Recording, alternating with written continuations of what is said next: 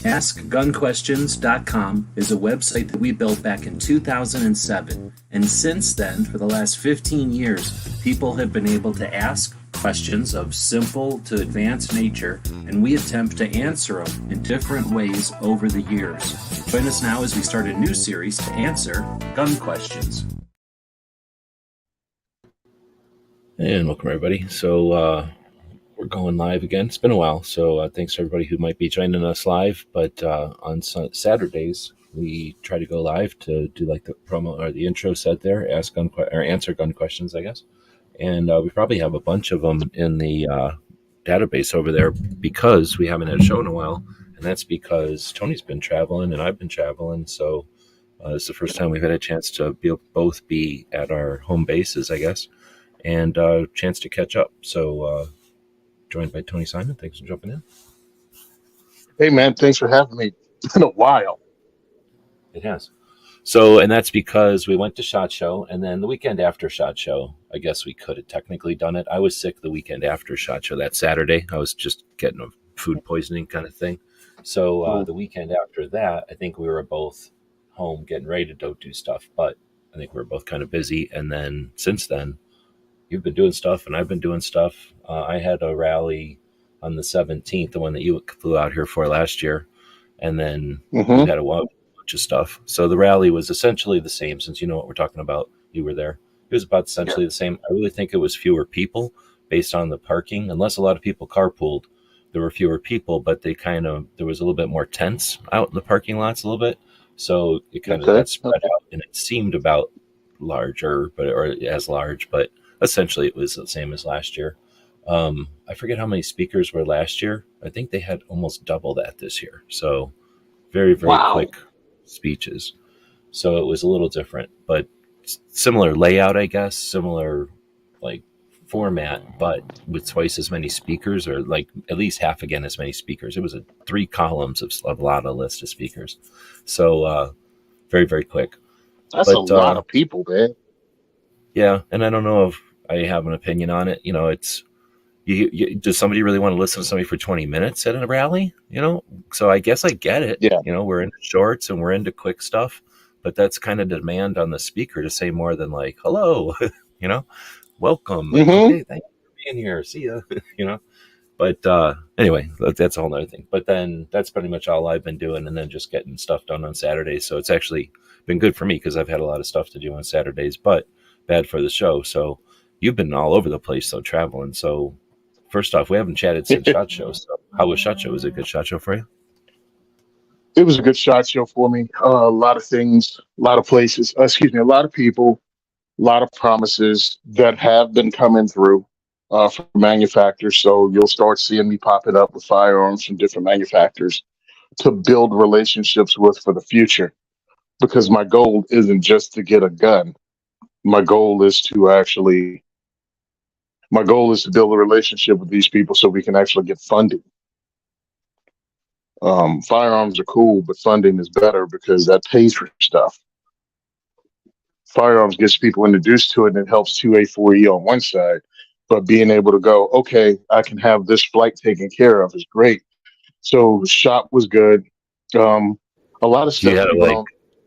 You had a bunch of, I'm interrupting, I guess. You had a bunch of goals for SHOT. How did they hit them? I think I hit them. I really think I hit them. It's hilarious, the learning curve to do with building relationships with companies. It's relationships. It's not just meeting people, shaking a hand, and keeping it moving, because that's happening all through SHOT Show. You know, it's not like one is good or bad. There's a lot of like, oh, nice to meet you. Now we've met each other, but you know, we're all doing other things. So good to meet you, and we'll move on. That's not bad necessarily. It's just that kind of relationship doesn't go nowhere. It's just the hello, okay, we've met. See ya. So one of the funny ones that we're going to try to build a relationship on, which I think we have, was one of the manufacturers, because I came here in 2020 and spoke at SHOT doing that industry event that you know about, and the Unity event where you had a bunch of activists on stage talking to the firearms community. And one of the companies that showed up, well, prior to that, I was staying at someone's house for a little while and met a guy. We hung out for like 5, 6 hours smoking cigars and BSing. Well, he works for one of the manufacturers that I ran into at SHOT Show this year. So it's 4 years later. We're talking, we're BSing, we're talking about what I'd like to do with that company. And I kept saying, "You look familiar somehow. Tell me, you know how your Google whatever photos goes, hey, 4 years ago you were in Vegas and this is what you were doing." I came back the next day. I was like, "Dude, we hung out all day at somebody else's house." He was like, "Oh, that's why you look familiar." Yeah, I'm exactly. like, You "Yeah, take it out that's why of I the look familiar." setting of like doing work or being in a building, yeah, and you're at a place or eating dinner with someone at a restaurant. You don't realize you're sitting across the table from somebody, eating, and then standing up with them in a show years later. Yeah. Yeah, at a show. So hopefully that will help us build a relationship with this company because a lot of people kind of poo-poo them. I mean, I'll go ahead and say it. It was Bursa, and most people here think about Bursa Thunder, the Sheep 380 or 22, PPK clone, but they But have a do they whole line of anymore? pistols. It's been a while. I think they had the role of, like you're saying, all those guns were like the small options for small guns, but that was in the years in the 2000s and the 90s, I guess, where people couldn't really carry. So you bought that kind of gun and it was like your nightstand gun. Like you took it to the range and you shot it, but it was almost like a fire extinguisher. It was designed to sit in a drawer, maybe a holster or something near like stage near a bed, but we couldn't carry back then, except for off-duty police. No one was carrying back then, really, unless you lived in a state where there was just Not no really. laws like Vermont. So you know what I mean? Like people had different demands from a gun. So a small, tiny gun had very little appeal because why not have a 45 if you're just going to have it sitting in a drawer anyway? No one was carrying it around, and there was Well, really that no was the guns to thing. be very Also, smart. There's still it no was the gunfights. Go ahead. and it was the reputation. It was the reputation that it was an inexpensive company. And I'm like, no, no, you just got the inexpensive gun produced by the company. Because Burst was actually the kind of not official, but one of the main suppliers of Argentinian police and military for firearms. So anyway, I fast Well, forward, we they were have always their own susceptible to the 170s. importers, and the importers said, "Well, there's already Colt and Ruger and Smith, so why don't we Hmm. import something cheaper?" And they didn't go to Bursa and say, "Give us your most expensive things, and we'll lose money on it." They went and give us your cheapest things, and we'll bring them in cheap. So exactly, we're just looking at And that ended up, and that importer was actually Eagle Imports here in Jersey, run by Michael Sedini, who now does Walk Talk America.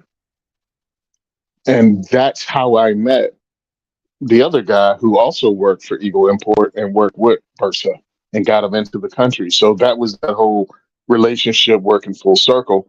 So what really caught my eye because I was waiting there to do an interview. I had an interview with Charlie Cook at Sam. Was it Samsung? Not Samsung. Sa- the, Sam. Samson.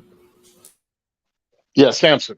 Yeah, Samson. That that's make what they the were doing rails their and all that podcast, stuff. right? Yeah. Yeah, that's what they were doing their podcast. Well, you go a little further down. Kevin Dixie was doing right there, like next to them, at the next booth attached. Kevin was doing Recoil Magazine podcast onto the Versa booth, which was actually connected to the Samsung booth. So I just continued down because I showed up early for the podcast, so I wouldn't be late because it was in the other building.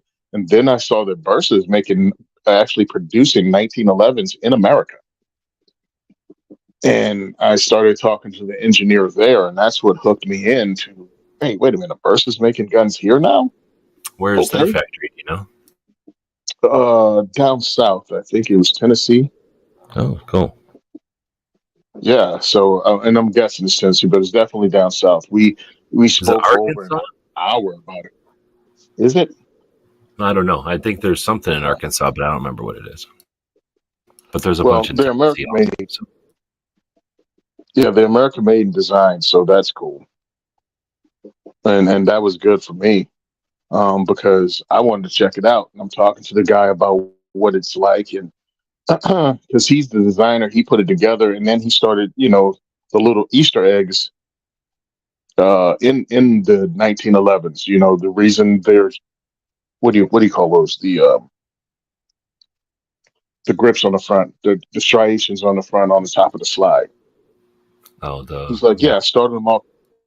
He said, I'm starting them off deep at the top, but they're shallow at the bottom. So if it rubs against your hand, it doesn't cut you. Like he's like little things like that we put together when we. I was like, okay, cool, cool. So it was really, in my opinion, worth the time just to spend with them. It's Georgia, Kennesaw, Georgia. Oh, So wow. yeah. So my whole point was I'd met. They couldn't make it down to Kevin Dixie's training line because they were supposed to be there in 2023. So to meet them in 2024 and pick up, or at least try to pick up on that relationship, is really good. I'm hoping to get some of that. They also have a full size service. They have a race pistol that's based off their service pistol, and I think for a pretty much $600 MSRP, it's a good thing for me to have in my events to try to encourage other people to come into the shooting sports with a gun with some decent bells and whistles for probably a $500 price tag. You know what I mean? Like you can either get a Glock, you can get maybe a Canic, or you can get one of these. This is just, on the same, in my opinion, same level as a decent Turkish import like a Canic or SAR, and probably better than a From Ruger this when it comes hemisphere. to triggers. Yeah, exactly. From this hemisphere without the old, whatever your politics are about Turkey. You know what I mean? Yeah, Because there's exactly. no reason for you to be denied a good gun now. We said it before, we'll say it again. I won't deny it. We are in the golden age of firearms ownership, purchasing. It's getting better and better as years go by because I'm gonna say manufacturing a has become golden less age. expensive. I'm gonna say 8 because I A don't want to golden say age. like there's the last one or anything, but we've had them before, and I agree. Like there's been times where ammo's been cheap. There was the times when like all Hmm. kinds of AR accessories were being made, and now we're in the era of like CCW guns Man, essentially. Well, actually, we're in the with era of a bunch of different CCW, things being made yeah, as well. CCW, we have 3D printing, we have Right, CNC night machines. millimeter, All of that is nine making it less millimeter expensive, pistol rifle things like less the little expensive to build PDQs. guns. Well, it's Yeah, less expensive to build firearms now. for sure. Yeah, to develop them and then have them actually made. Yeah. And So there's a now reason that's to to do it. our You advantage. couldn't, even if it was cheap in the 80s or in the 90s, it doesn't mean people were into guns. Now everybody can carry who Hmm. wants to carry essentially. And if you can't, you could probably figure out a way to carry with somebody else's permit or something. So there's, anytime you travel or something, you can carry. So way more people have the opportunity than ever before. So we don't, we're already taking that for granted, but some people have just grown up, become gun owners in this environment. And so, yeah, if you're going to develop a new gun, there's somebody to sell it to now. I'm talking to Oh the yeah. guy from 30 Super Carry. I don't know if you talked to that guy, Chris. If you've No, actually, I did an interview with Rob over there at 30 Super Carry. Rob Pincus. right, right. So Chris is the guy from Federal that developed it or whatever, that's running the department or whatever you want to say, like heading it at Oh yeah. Federal. So I'll give you that guy's Yep. name. I'll be talking to him on Monday and essentially chatting about the cartridge itself. But essentially, that's I'm a big fan of development of stuff, and I like ammo, and I think there's an element to it where generations want their own thing, and at some point, people are going to Hmm. get sick. I keep saying it, but at some point, people are going to get sick of that stupid 9 millimeter. It's a little dumb caliber. It's super difficult and tedious to reload, and from everybody gets mad about boomer stuff. This is from like our boomers' grandparents. I think it's like in the old days. So it's a super old I do have caliber. to laugh at that. Don't call it's okay, boomer. 1908, bro. Yeah, Nine seriously. millimeter was developed in 1908. And they run around like it's the perfect caliber. It's the perfect caliber. Like, no, it ain't. It's just a caliber. And it's just a caliber that was the default because at the time it was either 38 or 45 or 380, right? So anyway, Hmm. but that's the same thing. Hmm. Yeah, there's a lot of just well, anyway, we were talking about the development of firearms and stuff being cheaper than ever. But yeah, and then I think you got the with 3D printing is a great example. You don't need to reinvent the wheel. Once the frame exists, Mm-hmm. somebody already scanned a Glock frame, so now you can remove all the stuff you don't want, and now you have a skeleton of all the internal dimensions of the Glock. But the outside is up to you. It's a creative, and now people don't need to start from zero and figure out how to take a micrometer and a ruler to a Glock and try to figure it out backwards. Somebody Mm-hmm. already did all that, and you can just literally start with the pieces that allow you to move on to just the creative part. And that's an example of standing on other people's shoulders. That's happening faster and faster. So if somebody's going to develop a new pistol, not only do they have an people they can depend on or get information from on the technical side of it, but just in the market. They've already seen this fail, this succeed, that succeed. I mean, it's way more possible to make a winning product now if you're paying attention than Mm-hmm. ever because I there's more stuff. 100% believe it because they broke the code. They broke the code on how to do a lot of this stuff. So, Perfect way to say it. Yeah. anyway, had a good one. Yeah, somebody asked if does Versa make revolvers? Yeah, No, but SAR makes revolvers, which is a Turkish company. And they make revolvers, and I saw them at the Great American Outdoor Show. And I was talking about getting one of theirs in because their MSRP is like $600 for pretty much a Smith & Wesson clone. So I was over there during that show with them, discussing with them what I do at the diversity shoots and the fact that since I'm encouraging people to get involved in different types of shooting sports to get their guns out and use them so it becomes something other than something in the sock drawer or something that you might carry. I'm like, cool, that's one gun. That's your carry gun. Let's compete with that. But if you can afford another gun, because we all know as gun people that if you start using them, if you start shooting them, if you get involved in the community and the fellowship of firearms ownership, you're going to get another Glock. You're going to get another pistol. Because you're going to have a reason to. Somebody's going to give you one. If it's just you saw theirs and it was kind of cool. I'm And then trying to once build you this community. understand what things are, and you go, somebody gives you a $600 gun for $300. Even if you don't love that gun, you're going to be like, I understand a good deal, and I know I'm going to be able to trade this or get some use out of it, and it's a super bargain, so I'm going to buy it. So you will accumulate once you just become familiar with the realm, right? And that'll happen with a I'll hold motorcycle, on to this and sell it pottery later. wheel, or the old VCR. Like you just know when something's a great deal, even if it's not the thing you're looking for. I mean, unless you're the type that's doing that, but I'm not. Like if I see something that isn't exactly what I'm looking for, but I know it's a massive deal, I'm buying it. But anyway, hold on. So going back, since Woods asked some questions, since I interrupted. Okay. One thing though, they have a monolith, global ordnance. Global Ordnance and Primary Weapons System developed something called the monolith. Semi-automatic rifle looks a little bit like the SCAR, but instead of having a folding stock, it has a folding receiver. And that's a big deal to me. Anymore. We're talking about a rifle now. We're talking about a rifle now, getting from this company. Also, Foxtrot Mike works with them, and it's called the monolith. And the receiver folds just like a stock would fold, except scooch forward about 2 inches, and it's not the stock. You can detach the stock. You can put any kind of stock you want on because it doesn't have a buffer. It's piston operated. But that means it's Jersey legal to have a folding receiver instead of a folding stock. So I spoke to them and I was like, I don't know what it will take. This is who you need to speak to in the state police to see if you can get that in the state because it's not a folding stock. Now it can't have the adjustable stock on it, but it can have a folding receiver.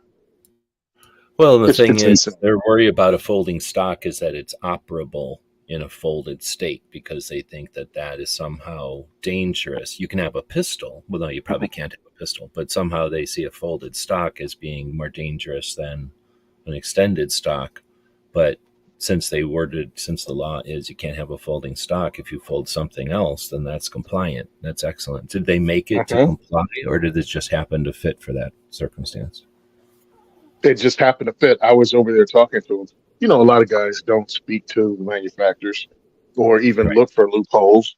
And I'm one as an If you're not activist being that's looking stepped for on, a you way to don't stay. know. I mean, it's not your fault, I guess. But Yeah, if you're not paying attention and nobody urges you to be aware of what other people are getting stepped on, then yeah, you don't realize how some. Like, I don't realize until I start talking to you and Toby and others that are constant. I knew it from California, but everybody kind of takes it for granted that California is stepped on. But anyhow, sorry.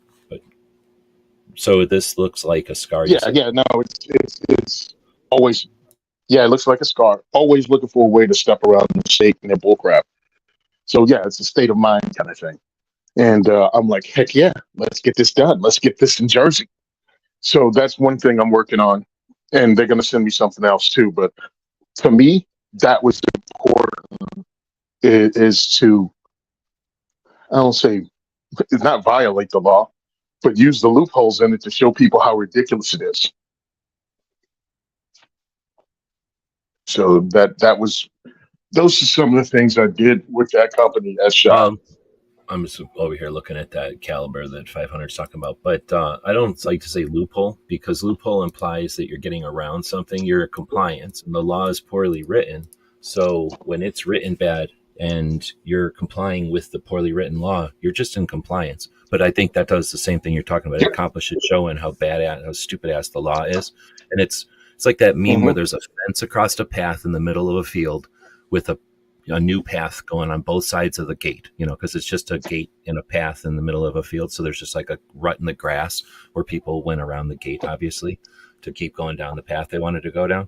And it's exactly the same thing. And they want to have an all-encompassing fence around every single person, put us in prison in order to save us from just this one evil thing. And it's ridiculous. And we need to not only comply like that, by just creating a new path, but to show how ridiculous it is, but also so that we can enjoy doing what we need to do. Because again, they're just trying to do this to score political points. We don't have to stop. Yeah, that's nothing to do with safety. Political points, exactly. And I think that would, it would still be a problem. I'd still fight against it. But it's like, bro, you're not even telling the truth a little. Like, it's everything comes out of your mouth is a lie. So that was Shot. We got some questions.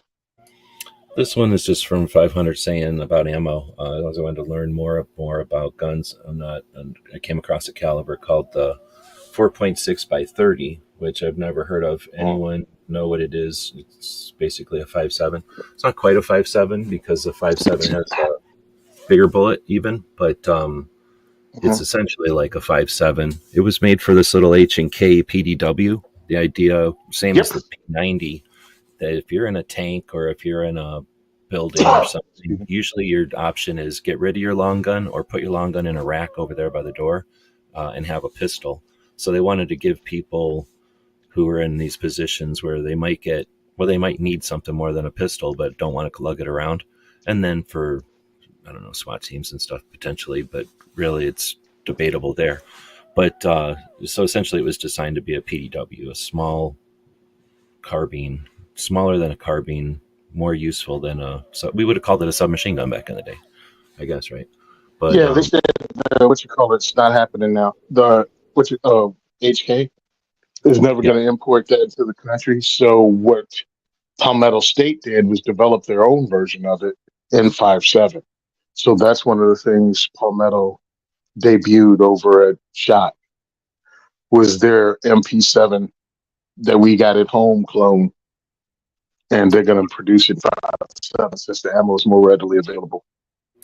And when HK develops stuff, they don't care about civilian markets like at all. Not at all.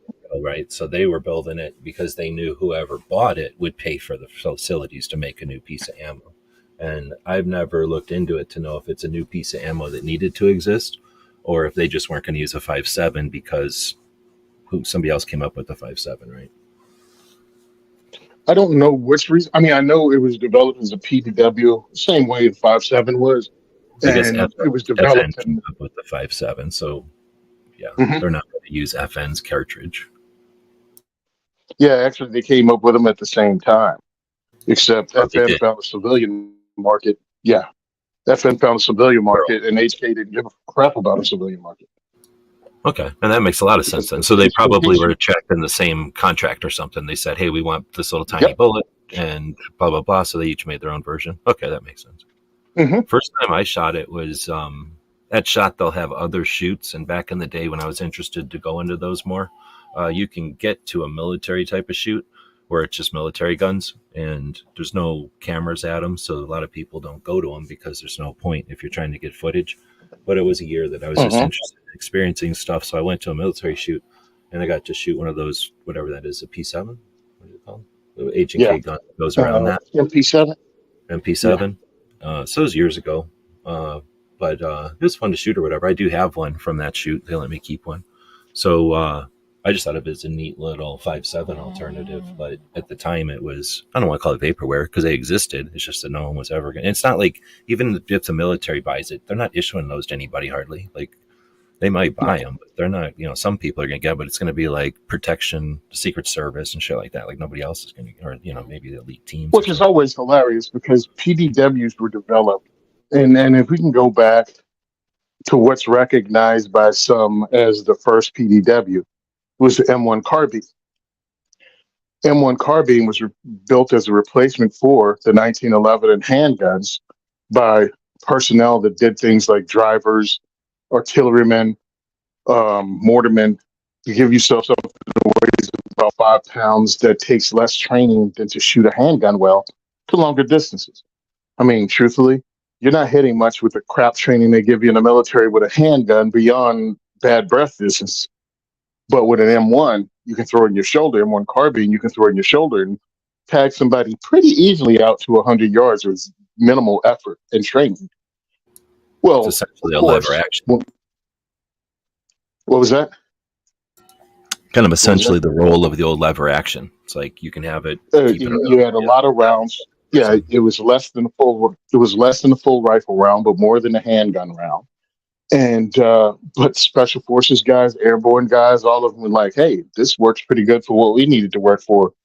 All of a sudden, it was like, "Yeah, truckers, yeah, you get relegated to an M1903 Springfield because the airborne unit took all those M1s." So now you're trying to get out of a deuce and a half with a freaking a bolt action as long as your leg. But Yeah, yeah, so when but that's what happens PDWs are because developed, nobody like knows it ahead of time. It just happens that way. I think yeah, it's it's like, hey, you designed it for this, but 30 carbine on the right, 5.7 in the middle, and that one we're talking about on the left. So they're all littler yep, than the carbine you're talking about. yeah, 30 But where this carbine was supposed to be.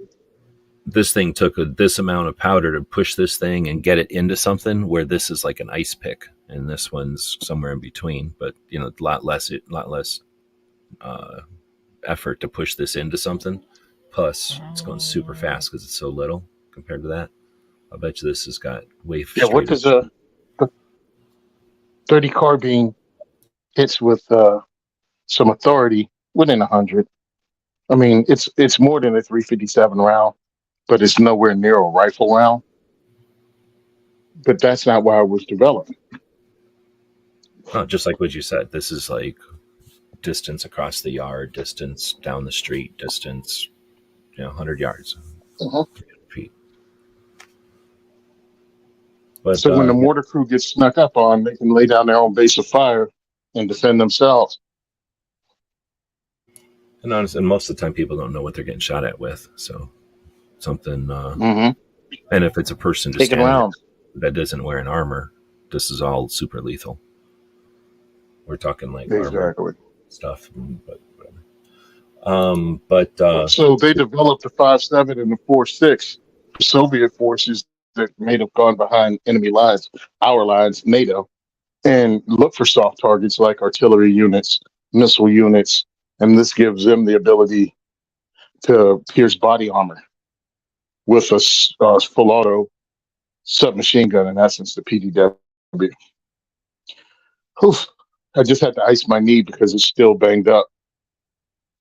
If you guys have seen my shot show video of me rolling the falling off the electric scooter. So you got your knee hurt at work before you came out, but Hmm. then a while before work, and then you had to get you were trying to get some attention to it before you went out to shot. Did you say you were able to, or you weren't able to? Yeah, I was able to get my first for shot show. I got a cortisone shot.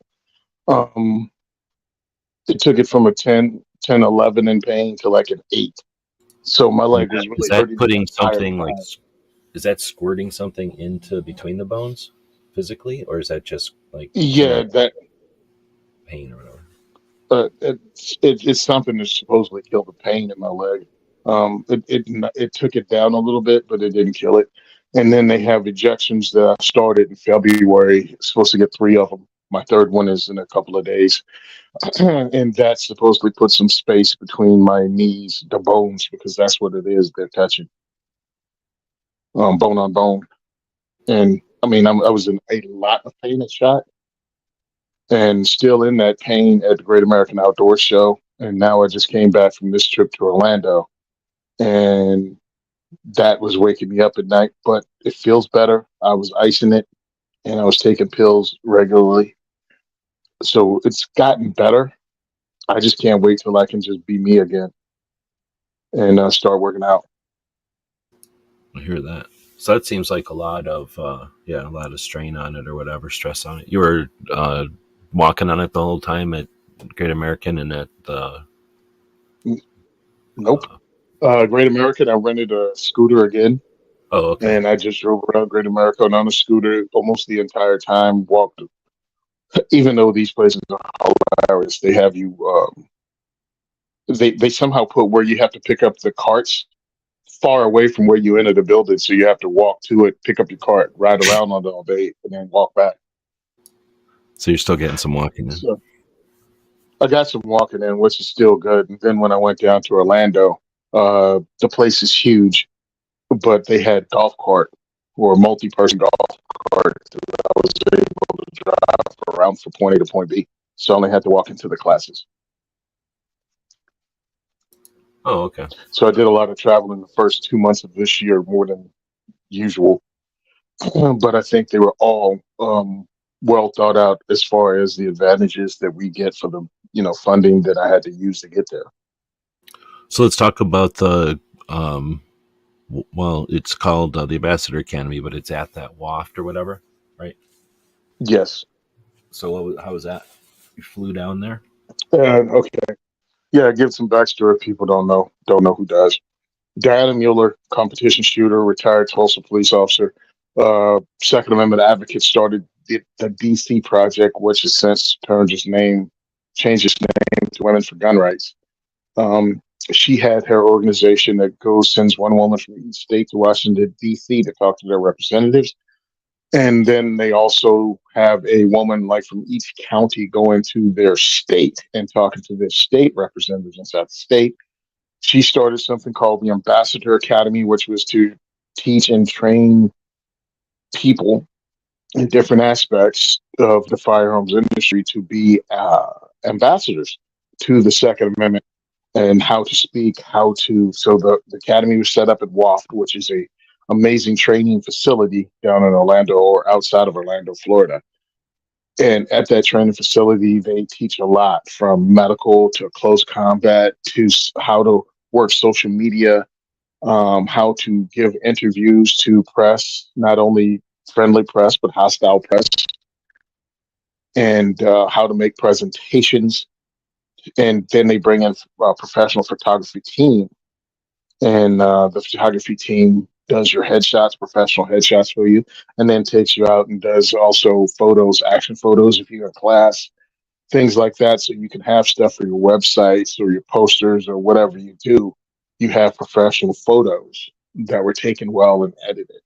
So it's a whole thing. It's a 5-day class. I think it's done once a year.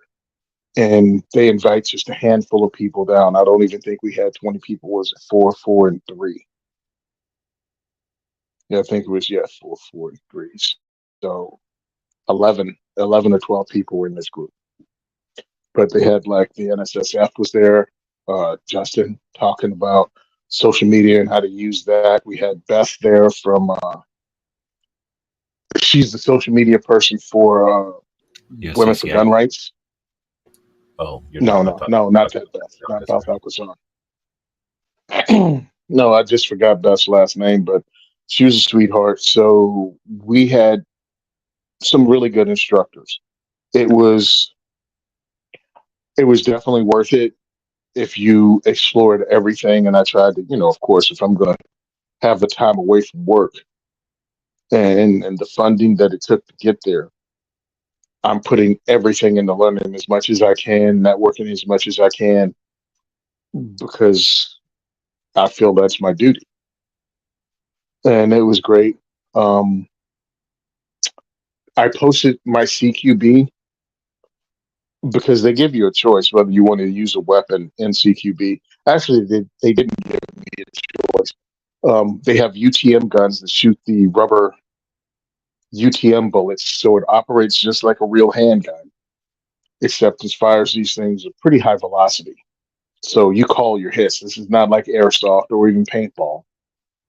And they asked, "Did you carry every day?" It was me and Alicia, Boomstick Babe, if you know her from online IG. We both said we carried, so they gave us a modified Glock that we carried into the scenarios. And I navigated through the scenarios without ever having to pull out a handgun because I can walk away. You know what I mean? It doesn't have to be a confrontation if you don't choose it. If you can avoid one, avoid it. So that's what I do. So I'm waiting outside for the third iteration, and they have a staff member outside with us. And I was like, well, the next one, he's going to actually make me shoot. And the lady was like, not necessarily. I'm like, I would, because he's got to push my buttons to see how I react with a firearm on me, if I can get it out, if I can hit a target, and under what circumstances, and when would I pull. So if you check out my Instagram, you can see it. And I ended up pulling when I was actually faced with two attackers with knives. And I thought it was hilarious because I didn't make a conscious plan. I just went with the things I've already thought of as a firearms instructor and as somebody that listens to Self Defense Gun Stories podcast, which I'm also a co host. But it's one of those things where you think about your self defense when you're in situations. Well, this whole scenario was built to put you in a self defense situation. So my mind went there, and nothing was a conscious thought that I went through. It was all, I've already thought about it. I already had those, that flow chart laid out in my mind. If this happens, this happens. If this happens, this happens. So there was no indecisiveness.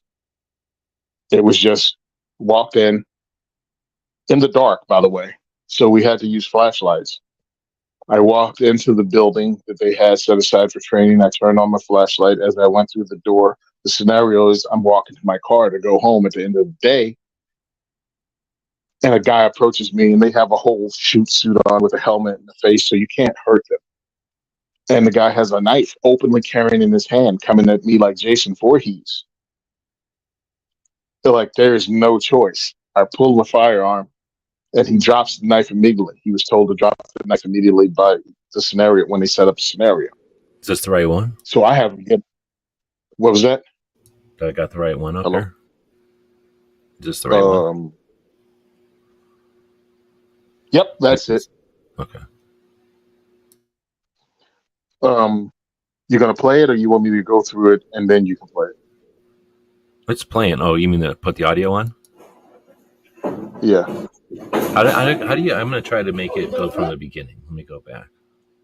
This is when Okay. your hair's I curse in this. So if you're at work, I said bad words. If you got your kids, I said bad words. I'm warning. That's a pretty indicator, right? So you just yep.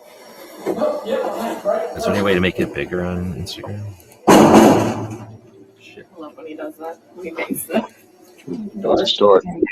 Close up of it. Yeah. It's like, the one thing I have to in here. It's got to be there.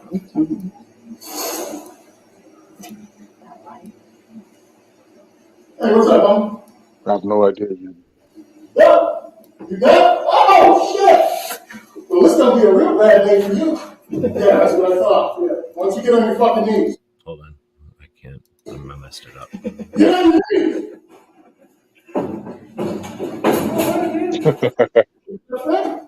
Whoa! Your friend?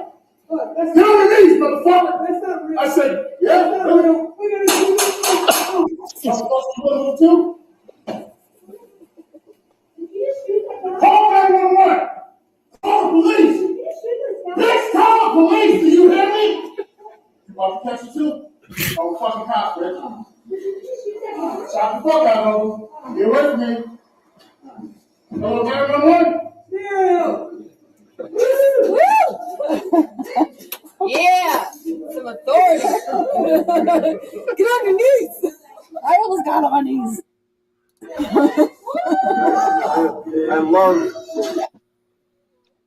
So keep going. No, that was it. That was it when he called Sing. There's not much to see unless you go to my IG. You can probably see it better. Yeah, it's too small on the screen here. Yeah, I was unaware that I cursed that much, which was funny in the aftermath because I decided to treat this as a serious training incident and talk like I would if I was on the street and someone was doing something corny. I got aggressive with it because that's how I do. I live in Jersey. You do not play around here. We got Newark, we got Camden, we have jacked up cities, and I've done work in them all as my job as a locksmith, 24 hours a day, 7 days a week. So when they say don't go to stupid places at stupid times with stupid people, as a locksmith, that's pretty much my job description because somebody's just locked in, lost their keys, or got fired. So I'm around all three. So anyway, when I walked in, the guy comes at me like a zombie with a knife in his hand. I didn't know I was channeling Samuel L. Jackson and Denzel Washington in Training Day. But I told him to get on his knees so he was no longer mobile. When he's on his knees, he'd have to get up. I would see that. You know what I mean? That extra movement it required for someone to get on their feet. I'm guessing And he you dropped the probably knife. hear that on a weekly basis. I don't have no idea how often that happens, but I'm guessing you hear that more often than a regular person who's not hanging around. What's that? Well, just I'm sure the guards tell I'll get people on you. that once in a while. Well, what you do is when you go into that situation, yeah, you get them off their feet. They're easier to control when they're off their feet. Also, the training I've taken and the training I've hosted all say that if you get them off their feet, they can't move as quickly. It gives you more of a reaction gap. And my job was not to arrest this dude. If he was the only one in that scenario, my next move was to get in the vehicle and leave. Like, I'm not here to, I'm not a deputy. You tried to rob me. You threw the knife down. I pulled the gun. I'm out. Well, then I run into the second guy who's waiting to ambush me on the other side of the vehicle. Well, I already had the firearm out. I put the flashlight on him. He had his knife out. And I told him immediately to drop it. And his response was, "That's not a real gun and you won't shoot me," as he's pivoting towards me.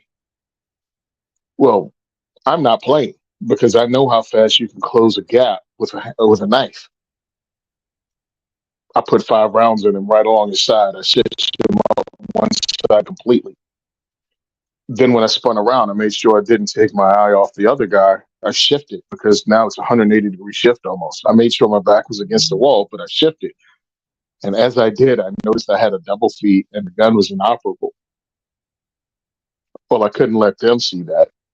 That's when I went, oh, King Kong ain't got nothing on me. I'm tired of all these snakes on this mother effing plane. And I started using my voice to try to intimidate and keep them off balance. And then they sent a third person in, the lady, and I didn't know whether she was going to attack me or not because she came at me aggressively asking me, did I shoot these people? So that was the whole background behind that. And I dissected it in my head, that night, what I did wrong, what I did right. And I was able to critique myself. And I talked to the guy who ran the scenarios, and he was like, we got some valid points. But we talked about it afterwards, why I did what I did and what was my option. So then 2 days later, when we went to the range, he had me practicing that double feed, clearing that double feed that I experienced in training to see how quickly I can clear that double feed strip a mag, clear the double feed, put the mag back in, and get back on target. Are these 6 seconds. simunitions that you're using or something else? We were using simunitions at the CQB training. I was using live ammo. Well, started off with dummy ammo at the range and then switched to live ammo. But I Okay. was right in a way. It took 6 seconds to clear this thing and get the gun back up to fire.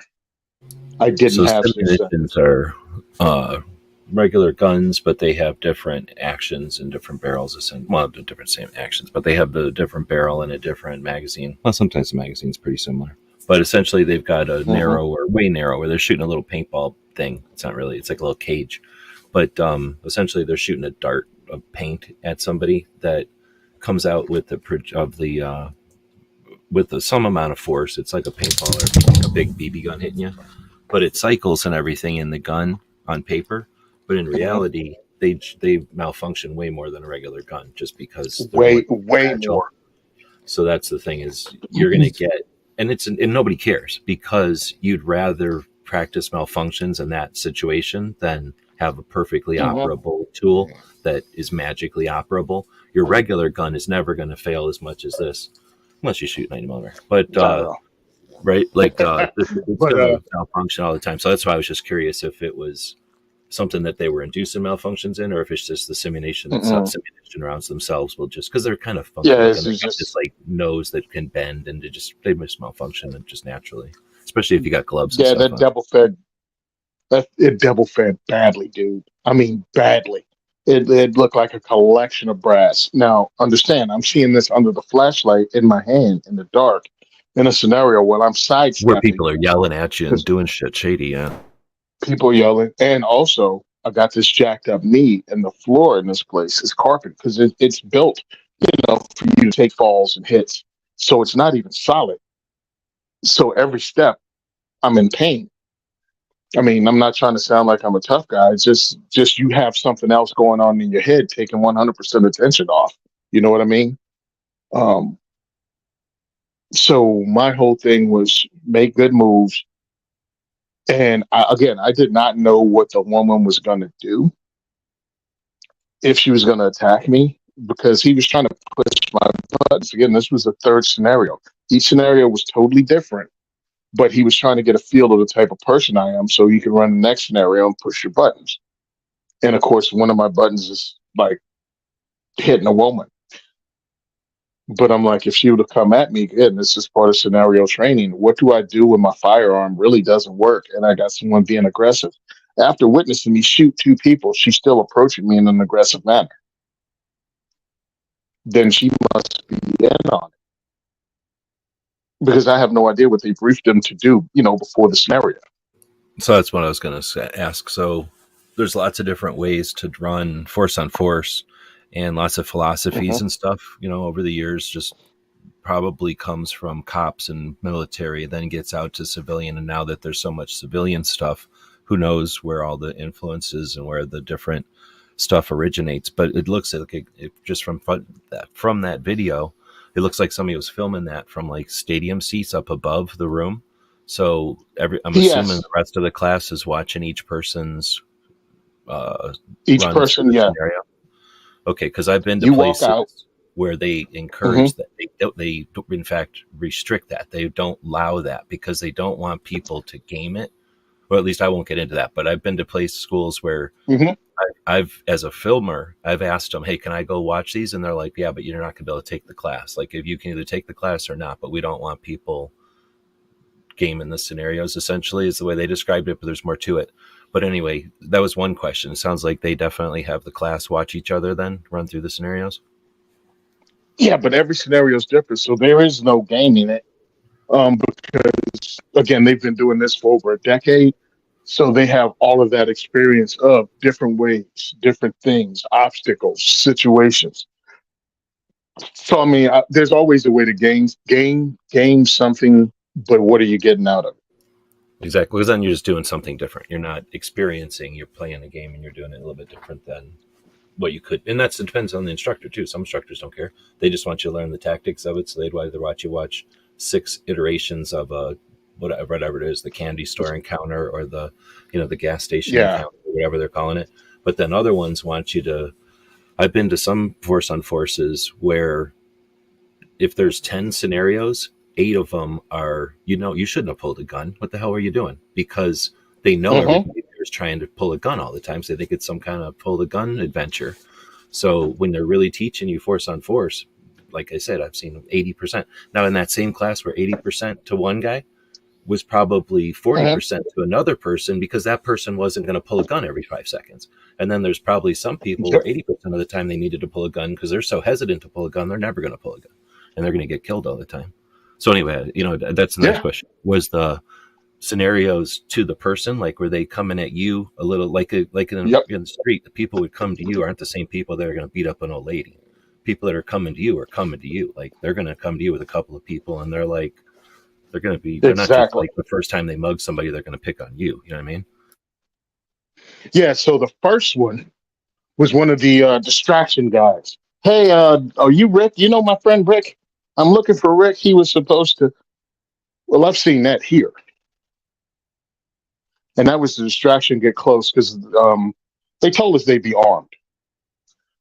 And when you're armed and going against a person like me who you think isn't armed, you might think you have an advantage. Had that actually happened to me one day when I was actually moving out of Trenton. I had to go to work, and a guy approached me and tried that. So this was something I'd seen before, and I just used verbal judo. And again, I was armed, but there was no reason to pull the firearm. I kept moving, jumped in the vehicle, simulated driving off. They called scene, and he asked, well, what was going through my mind? And I was like, it wasn't a gun situation. It was a verbal judo, create distance, keep it moving situation. And actually, because I was so aggressive in my speaking manner, I didn't curse at him or anything, but I was aggressive in my speaking manner that I was no longer a victim. He didn't see me as an easy meal. He saw me as a problem. The second And that's time, all you got to do is not be the wounded gazelle, and they're going to move on. mhm, They're only looking for the weakest, right, in the herd. They're not looking for any kind they're of fight not looking for a specifically. fight. They're not looking for a fight. They're looking Unless for they're looking distance. for a fight, and then they're coming after somebody who they're going to hopefully get a fight from, and that's another scenario that I don't know if they run anything like the person you're just going to get into this fight. Like in the Marines, you'd probably get those kind of scenarios. Like Oh, there's going to you're be getting into this fight. no win scenarios or whatever. Right? Yeah, yeah. There's no good answer. Um, so that was one of them. The other one was a distraction thing. The first one took place, they left the lights on. The second one, they turned the lights out and again simulate and go into your vehicle. And I spoke to a couple that I saw, and they immediately started arguing, almost violently arguing, near the front of my vehicle. And then when I went to walk around the back of the vehicle, another guy stumbled out like, the have you seen my dog kind of, you got a dime, something. And I was like, you know what? This is too much. Have a good day. And I turned around and walked out of the room, keeping everybody in, I actually didn't turn around, but I left. I left the scenario because that's way too much going on near my vehicle to walk through. And again, I'm looking at it as real life if I go out to my car and see supposedly two different groups of people doing weird stuff around my vehicle. I'm going back into work. They'll leave sooner or later. So that's what I did. So there wasn't much of he came back and had me do a briefing of why I walked out. And I told him exactly what I just said. It was too busy. There's no reason for us as a regular person to walk through that to get to your car when you just came out of somewhere that didn't have all of that. Go back, wait half hour from now. You can go back out there. Or if you think it's iffy, call the police and say some people are fighting around your car.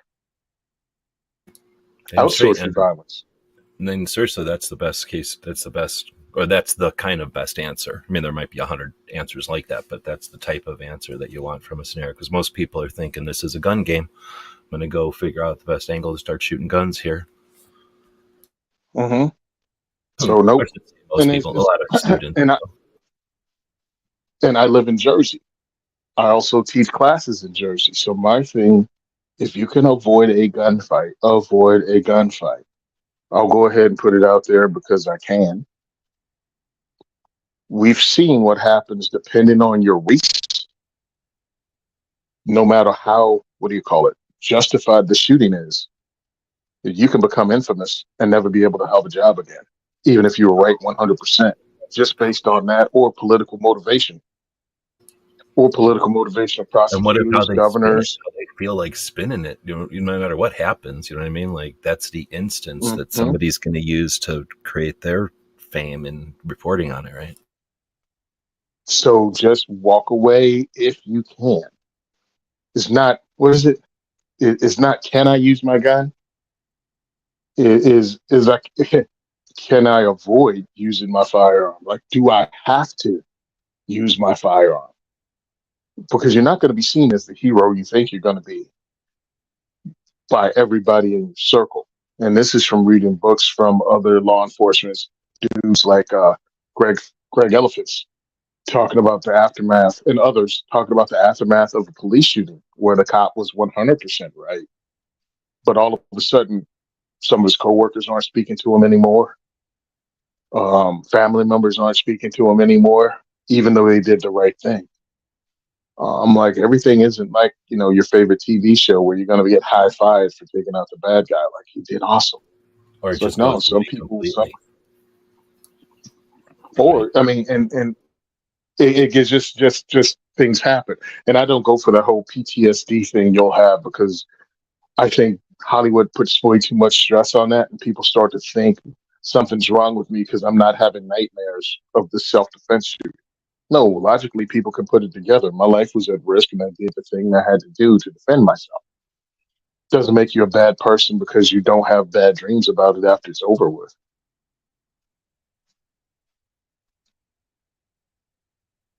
I wanted to throw that out there because I don't think enough people do. Oh, that's a good point. Um, I wanted to ask what other stuff was going on at the Ambassador Academy then, besides this was like Okay. 5 days, right? That Yeah, was, I'm this is assuming, like five. a full day, or was just one full Oh, day of force on force, or was it more? no, geez. No, they rotated and sent it out because they kept the groups to four, four, and three.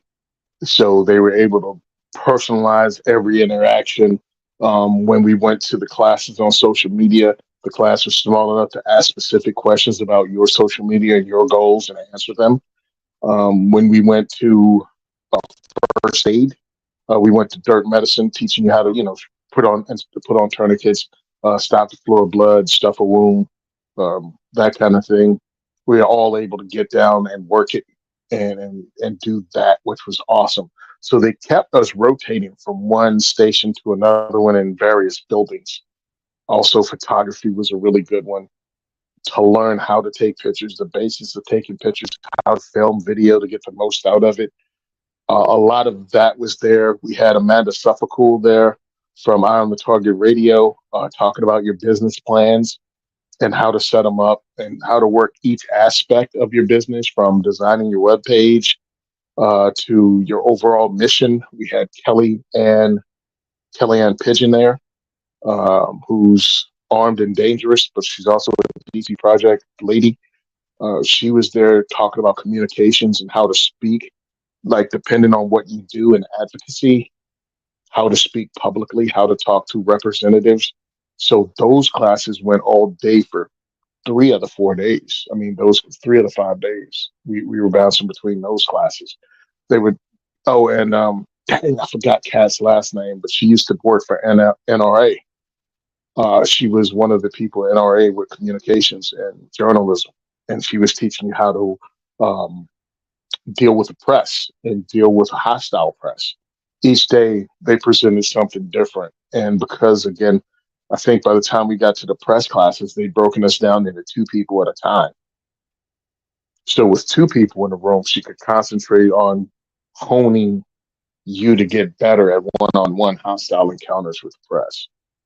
And I was with a young lady named Olivia, who's a shotgun shooter. You probably met her in the green room. She's a shotgun shooter out of Ohio, and she runs a magazine there for on youth shooting. And it was a hostile Kid or press engagement. she an adult or a She's kid? 18 now. She's Okay, she's 18 now, but she's been a competitive shooter since she was 12. and she's still in high school. Who were the four And people? pretty much, who were the four people in my group? Yeah. We had Kim Swowell. I think that's how to pronounce Kim's last name. Kim, she's the representative for DC Project We're Willing for Gun Rights out of California. I was with Raynell. I'll never get people's last name right, so please forgive me. But she's the head of Utah's Women for Gun Rights. And I had a young lady named Taryn, who is she's not an activist, but she's a model for 511. She's a brand ambassador for Colson and other things. So she does model work. She's a mom. She has 3 kids. And she works in the industry on that side, but they're trying to get her into advocacy. So giving her this training gave her the confidence to step into it and become more active in it. She's using her social media at this time, as part of activism plus content creation. So that's who I was with, and Olivia. Those were in my groups. So Right there on. are people that are actively in the business. And again, I got to be around some incredible women who I would not have met otherwise. And I think it was awesome. Plus, the head of what do you call it was there, Nebraska Firearms Owners Association, the president of Nebraska Firearms Owners Association, Trish. She was there, so I haven't seen her since I went out to Omaha. So it was great to hang out with her too. It was really a really good thing for advocates and advocacy. And Kevin Dixie has a similar program. And I think these are really worth going to if you get a chance to help develop yourself to the next level of this, to find out, to have outside people critiquing what you're doing, but they're doing it from a professional level with constructive criticism because they want you to succeed. Are you and Alicia the only two that have been to both? Yes, Katie and Alicia and this. I were the only ones. So then, Yes, this time. can you compare them? You can compare them. Uh, you can compare them, but I don't think you can compare them fairly, if you know what I mean. Like they're similar in overall, if I gave you a breakdown of them, but they had different spirits. If you understand, like um, Kevin Dixie with his same thing, professional development, bringing in people from the industry, but he encourages the people there to not only have a relationship there and collaborate there, but continue the collaborations after they leave. Like that is stressed as like one of the founding tenets of working together after you leave here. And that's not stressed as much as an ambassador academy. Well, I think that's one of the main differences. Also, Kevin doesn't have professional photographers there doing headshots, and doesn't have, because it's 2 teams of photographers at this particular thing for Ambassador Academy. And I think that's some of the expense because you're having professional photos taken, edited, and then sent to you to use. And Kevin is like, take the pictures yourself. Well, part of it, that's just a difference or whatever, but get into that. I would Mhm. imagine some of it is learning. Well, part of it is getting some pictures. I guess there's 3 parts of it. You're getting some pictures out of it that are nice or whatever, but you're going to learn how they set up the cameras and you're going to learn how they set up the lights Mhm. and what's done in the process of getting a good picture. And then I'm assuming I don't know if they did makeup or not, but with all the other stuff that they tell Yep. you to do to get a good picture, you learn how to make yourself presentable for a good picture, which I've never had any training on or anything other than Yeah. going to So they like had. you're a kid and your mom's like smile. Yeah. So they had that. I mean, they had a professional instructor on photography, and they had 2 teams of photographers. So if you look at how much that would cost, that's a whole nother added thing. Plus, it's hours out of every day that the photographer Kevin was teaching us all about that. Then he went to the shoots, and he's one of the guys that helped me get my shirt on, get that tiny shirt on that we made a video of. Uh-huh. You know what I'm That's talking one about? of the that's one of the photographers you're saying. Yeah, that was actually the photography instructor. He was one of the guys there. The other guy was one of the guys that helped us with social media and talking about how you build up a following on social media and what to do with it. but those guys were around for us the entire time. Well, damn. So that was That pretty was a good. Oh day yeah, of hearing and what to do with social media, how to make social media, what to do with it. That was a whole day. oh yeah, that was not a whole day. That was a 2-hour training block twice. We did it one the first day and I think again the second day of different things, breaking it down to specifics. Um, yeah, so there's a lot to learn, and I was glad to be a part of it. I thought it would be weird, having gone through Kevin Dixie's training. I was like, well, what is this going to do? And I took it as a learning opportunity, regardless. Like I'm going to absorb everything here, and I was able to absorb a lot of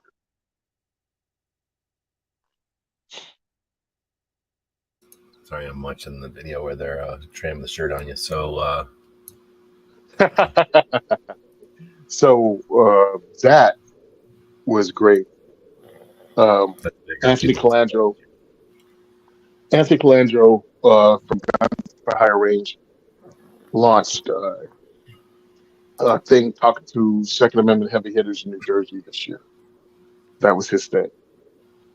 So he set it up. And while talking to Teresa Einacker of the New Jersey contingent of Women for Gun Rights, he said, I'll donate $500 to Women for Gun Rights if you can get Tony Simon to a crop top and I could get pictures of it for the internet. So they sent me an extra large t-shirt. So what I tried to do was drag it out. I took a picture of me throwing it down and I said, coming soon. And I posted that like 2 weeks ago. And then I did another thing and I posted it when I got to WAFT of the video talking about let's go. And while we were doing the photo shoot with the headshots, I thought it was as good a time as any to actually get this thing on me. And I was like, we got to make it look as difficult as possible with me getting this thing on. Well, let's just say it started out as acting. Yeah, we got to pretend this is really tough. Yeah, bro, I wear a 6X. Getting an extra large on was like trying to put skin on a friggin' put skin on a grape. But he immediately sent $500 to Women for Gun Rights on their website. I thought it was really cool. Right on. So they're having a debate on the comments here. We're about an hour in. I'm going to say, I was going to ask you more questions on the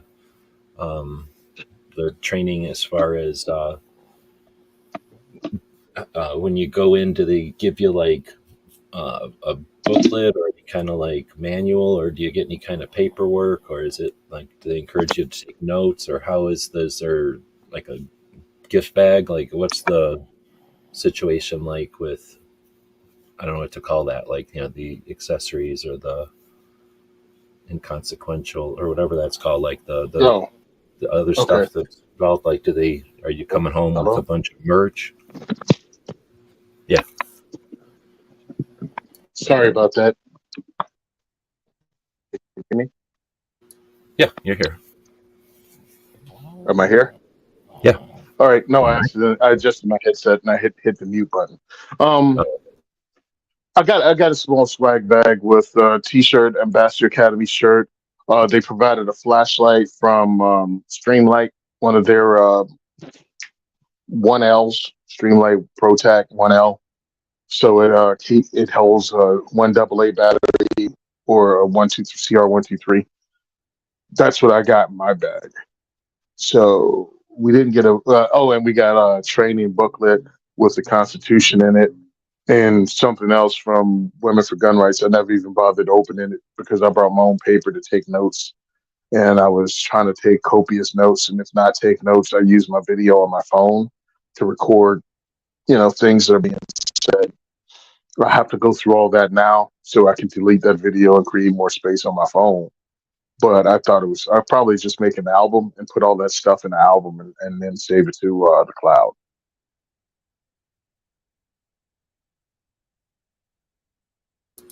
was there kind of the other side of that? Was there like a to bring list? Like, was it a Did you have a No, certain amount of stuff to bring that they required you to bring along?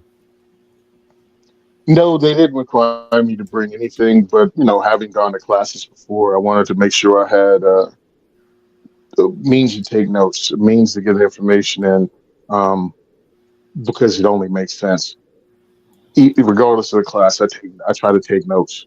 Self defense class, I try to take notes, all of it, because you're not going to remember everything. If it's a good class, it's drinking from a garden hose, and you want to get as much as you can out of it. That's what I kind of was wondering. I guess what am I to call that? Like lesson plans or learning? I don't know what they call that, but that's what I was kind of wondering is because if it sounds like for 5 days, I mean, even if it was a kind of a moderate pace of learning, after 5 days, you're going to forget whatever happened on day one. That's why I was wondering if they gave you some kind of, or I guess in 2024, there's no Hello? point in printing anything. My Okay, there mind is you are. Yeah. okay.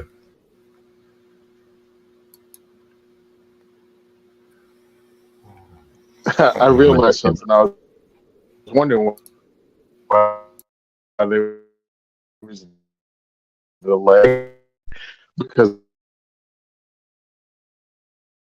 the delay. Yeah, so I brought notes to take notes. It's worthwhile. You said there's a debate going in the comment section. I think it's more just the fact. I don't know if I'm breaking up. I'm closing all my windows right now. I think it's more of just the situation when you're trying to type back and forth, right, and doing the limited number of characters that are there. I think it could be summarized with New York saying, "I'm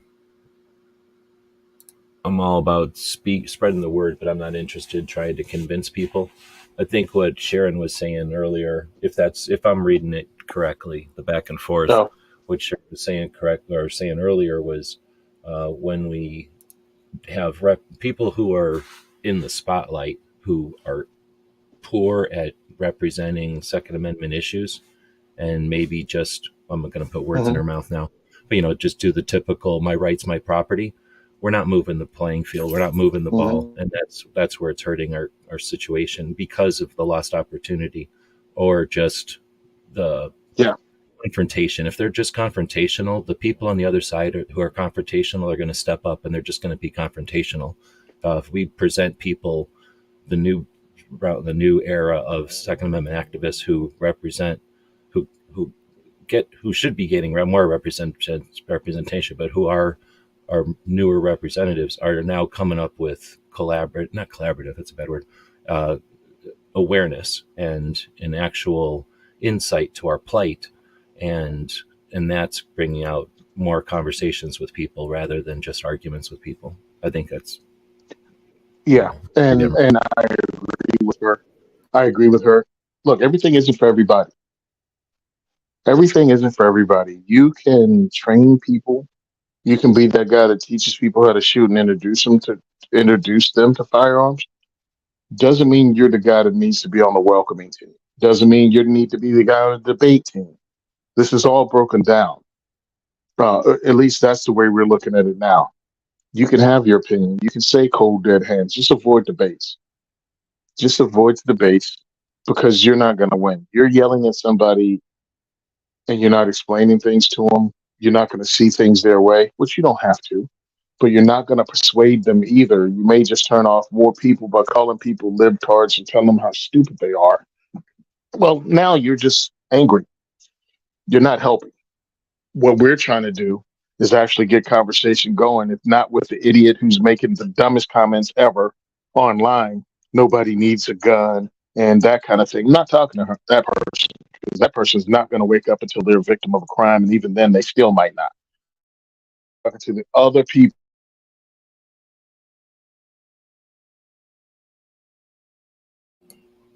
and there's definitely a difference between doing it your way and doing it a way that's, I don't know what the word is, not like standard, I guess, because everybody's off standard to some extent, and the more Mhm. variation you have, the more people are going to have to look past that. So just in order to clear up the message, so that let's say you had really long hair, and you don't know the person you're talking to gives a shit about hair or not, and you don't care. So now you're there with the long hair. Well, if that's an issue to a whole group of people, I'm just picking on long-haired people, but you may be shooting 9mm. That's something easier to pick on that nobody can be upset about. So let's say you shoot 9mm and you stand there saying something, and some people are like, I'm not going to listen to anybody who shoots 9mm. They make poor decisions.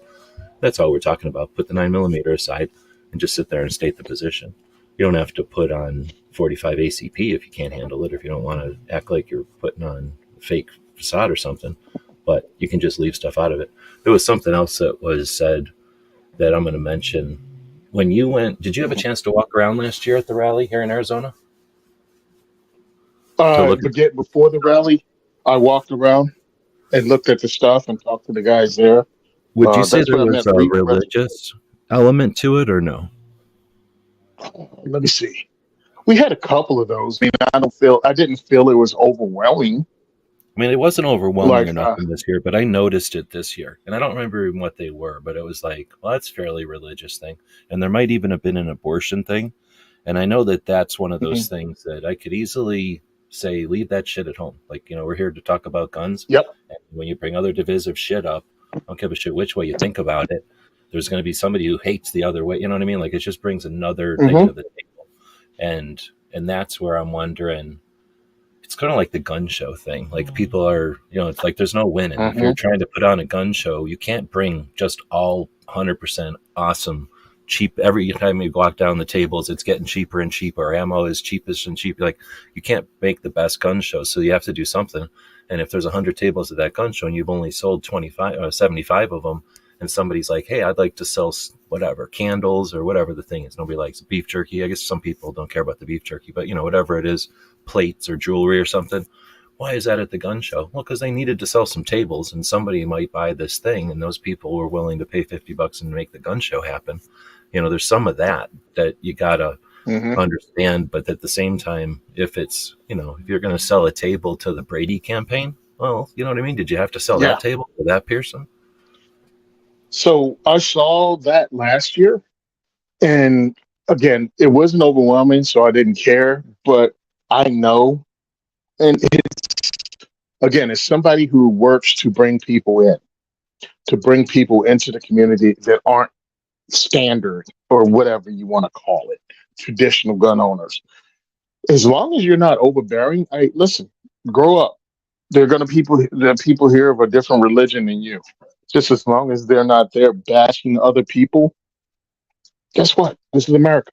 You're going to have different opinions. You're going to have different things. But you just can't whip up on people with your different thing.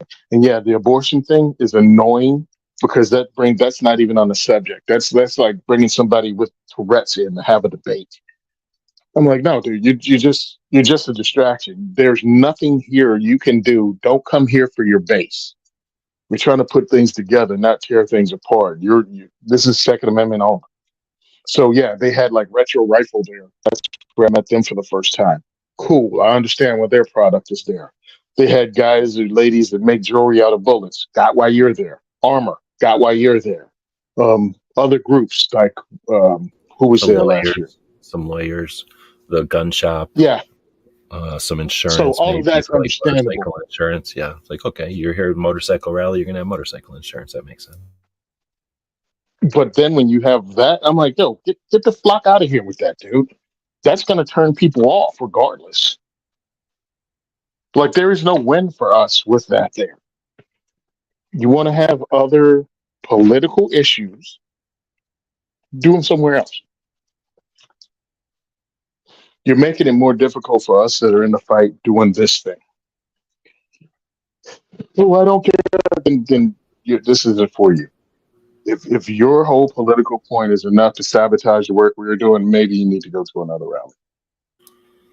So I think that was the subject they were talking about out there. But Guns and Gear Review is out there. They first time joining us, and I wasn't even subbed to the channel, so I'm sorry about that. I went and subbed right away. And tell us about that podcast. You said you're a co-host, right? Yeah, I'm a co-host on that podcast. They were nice enough to put me on 300 something episodes ago in 2015 when I first went on. and we're up to episode like 520 now or something like that. It was what we do is talk every week about guns and gear. We have one, two, three or four products we discuss. We might not have seen it, but or we've seen it at a show, but we might not have shot it, but we can discuss it. And we also have at least one piece of gear every week we review that someone has used. So that's what we do. It's really cool because you have, and I'm not trying to blow smoke. I think it'll be a cool show, even if I wasn't on it, because of the diversity of the types of guys.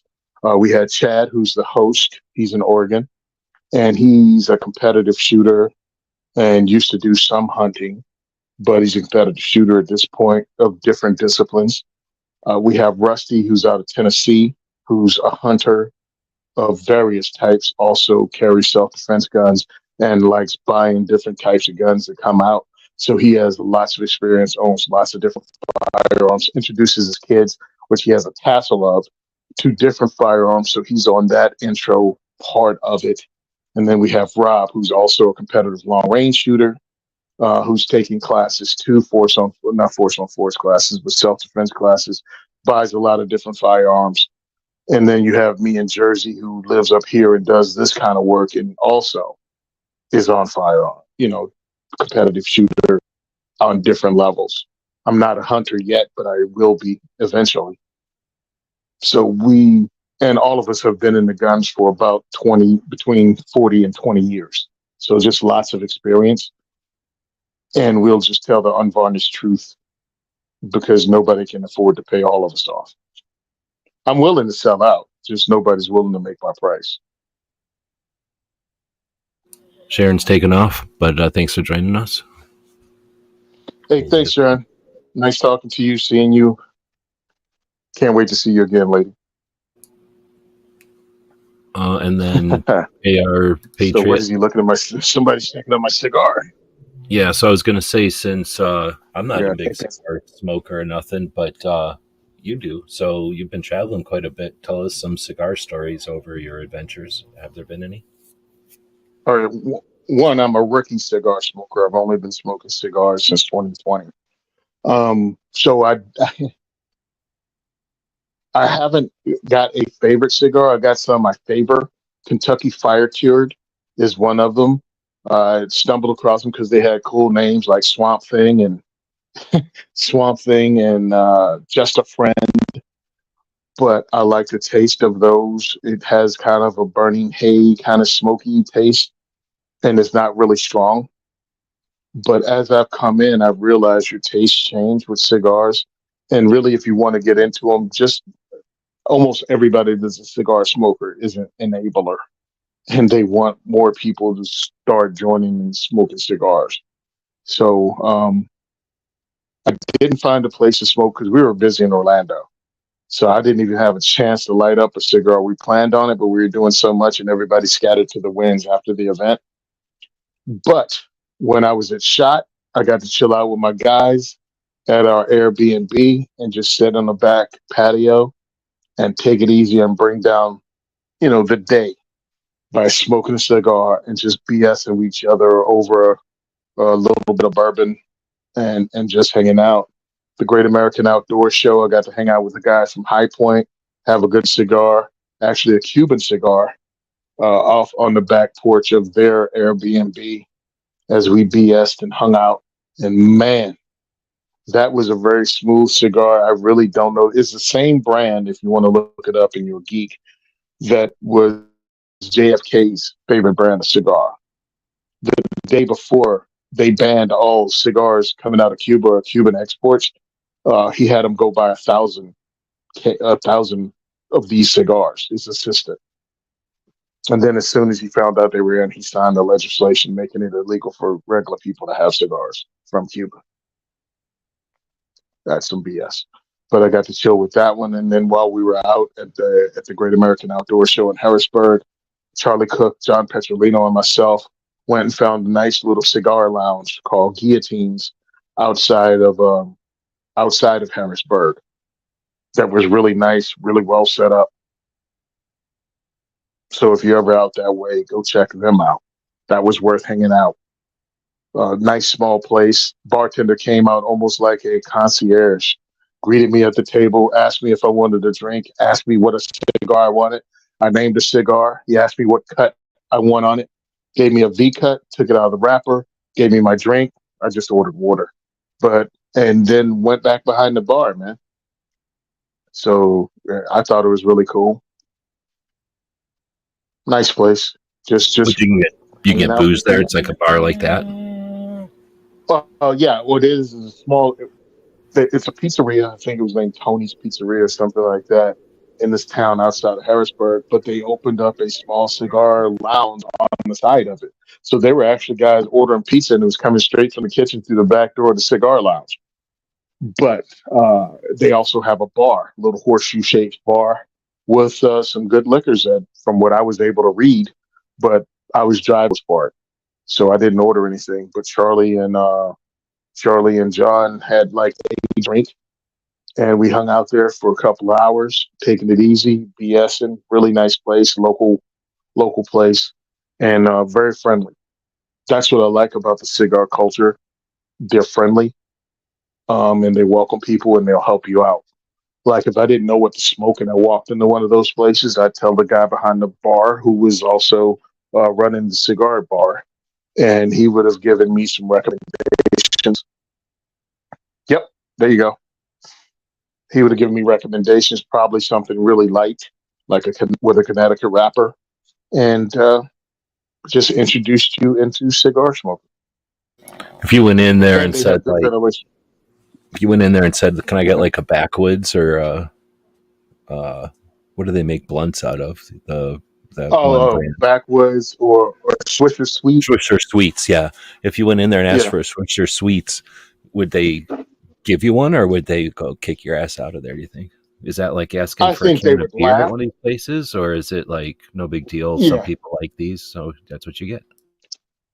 no, you would. I don't think you would have gotten one Okay. if you were serious, because I think they would have laughed at first, and you were telling a joke, and they probably would. I mean, knowing this guy and the way he was, I think you would have gotten. I think you would have probably got a good cigar at an inexpensive price. He probably would have He gave you would have been like, something. "Oh, you That like that probably kind? cost. Then here's a real cigar that tastes like that one, or whatever."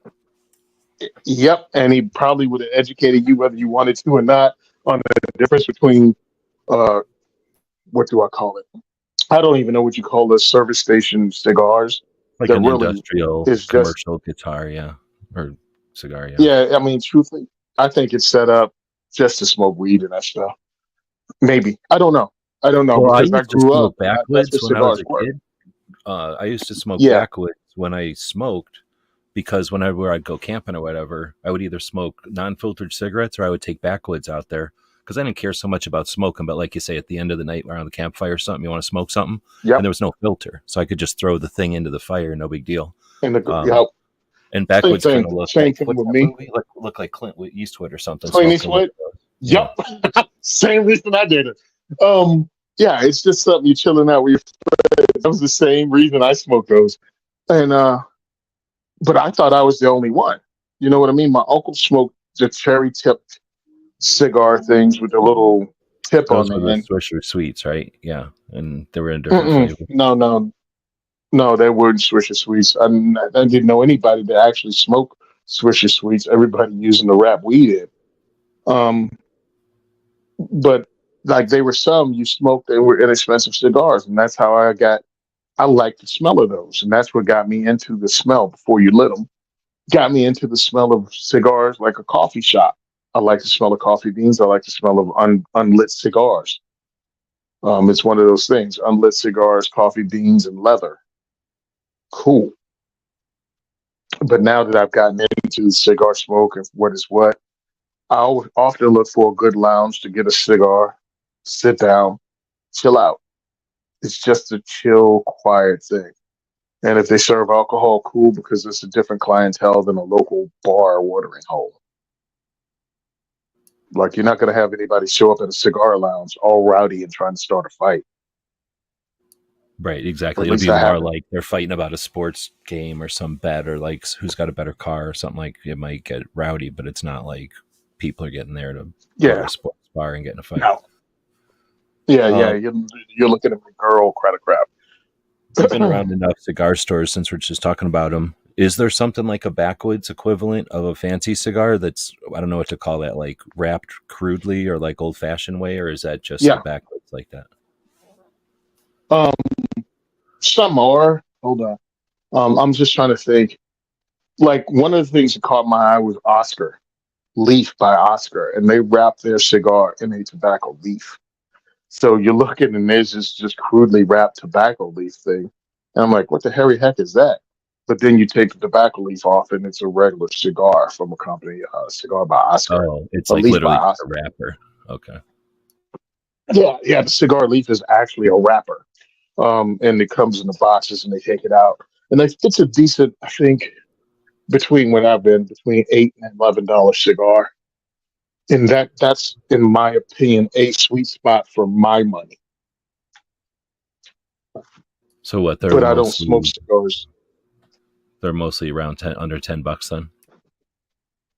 around 10, 11, $12. Depends. I've seen the swing from one cigar store on this block to another cigar place, and I've seen a $2 to $3 swing in the same cigar, same stick. But I buy individual. I usually don't buy a case of cigars because I'm still trying different things myself. I've A discovered case that I would be don't like cheaper. any Rocky. Yeah, A yeah, case it would be a would be cheaper cheaper. buying a bunch of them, but I want to try different things. And yeah, the only thing I don't like, or I haven't found anything I liked yet, is a Rocky Patel, which is a big name. I mean, they own a lot of brands, but the brand name Rocky Patel, I just have not enjoyed their sticks. Just something about them, which is weird because there's another company called True Estates that have a lot of things. It's almost like Coke and Pepsi. Like, yes, you have Coca Cola, but under Coca Cola, you have all of these different brands of sodas. And under Pepsi, you have all these different brands. Same thing with this. Rocky Patel owns a whole bunch of different brands. Drew Estate owns a bunch of different brands. And you wouldn't even know unless you like jump Pay neck attention and deep into keep this track. world. Yeah. Yeah. Yeah, And I'm I sure it's have like no anything. intention of Once getting you into it. own a couple of cigars, what do they call a cigar factory? Like a cigar, what do they call them? Like a farm? I don't know what it's called when you grow Yeah, I tobacco. guess. But whatever A they call tobacco a farm, yeah. tobacco situation, once you own a couple of them, it's probably, if you see one going out of business, you're not going to just watch it go out of business. You're going to buy it, right? Yeah, because most of them have a freaking clientele. They have Yeah, exactly. a They group of got a people that brand will and stuff. smoke those. hmm So why would you get rid of it? I think Swisher Sweets is owned by somebody bigger, It's and kind of that's just normal, Swisher like Sweets is that. whoever came up with it is a person, probably, maybe a family or something. But then as the kids start going to college and wanting to be doctors or something else, who's going to run the place? So now some company owns it, and then that company is just a brand to them. It's just a commodity to them. So it's going to get passed around, right? So hmm now, yeah, they're going to get accumulated by people who can go, oh, I can do all the accounting under one head, and I can do all the distribution under one. Just keep all those I brands do and have to maybe you say can though, grow over here. when it comes to this, there's less gatekeeping that I've witnessed. Again, I'm a new person into it, but I'm into the gun thing. There's less gatekeeping with cigars. Like nobody's poo-pooing on you. I only had it happen once, and it turned me off to smoking cigars for almost 30 years. Where they were like, It oh, you turned didn't me type off in because the the guy, brand or something. I was there. I told, okay, look, I've only been black. All right. So I'll start with that. I've only been a black person. I walked into this place in New Brunswick that was right outside the college, right down the street from Rutgers main campus. And again, leather, nicely appointed little cigar place. And I just got out of the Marine Corps, so it had to be like 94 and 95. I'm like, hi, I'm brand new. I always was interested in smoking cigars, but I've never done it because I don't know what's good, what's bad. How do I get into this hobby? And the guy started talking to me, and I don't know what shut him down. I don't know what I said. I don't recall saying anything, but I might have said something stupid. I just know the entire time I was there, not many people looked like me. And he seemed to kind of almost discourage or talk down to me. And this was my first time walking in the door of one of these things. Now you got to understand, I was 20, 23 years old, um, Just walking looking to into a spend some money and whole try new something. scene. Yeah, and I'm willing to try something and check something out. And I don't know if I don't know why he gave me this vibe of I don't want you here, but I got the 100% vibe that he didn't want me there. And I'm not one of those guys that look for an excuse to go, oh, they was being racist. I have no idea what it was based on. I just know that was the two differences I saw: my age and my race. He might not have thought a dude in his early 20s was serious about getting into it, but I'd already expressed that. I'd like to get into this. My uncle smoked cigars. I always thought it was cool. Cigar pipe smoke. It looks like something cool and relaxing that you do. Whatever. It shut me down, that gatekeeping. So when I'm doing this, when I just got started in this, also the firearms thing, I don't want to gatekeep for anybody. So I want to welcome as many people as possible. And as far as being an expensive habit, it can be, but I only smoke cigars. Like we had a cigar Thursday night after the diversity shoot with my guys. Um, and prior to that, I had one in January, or like three in January. So I don't consider it really, really expensive. I mean, the four cigars I smoked is the equivalent of pretty much one decent dinner at a restaurant.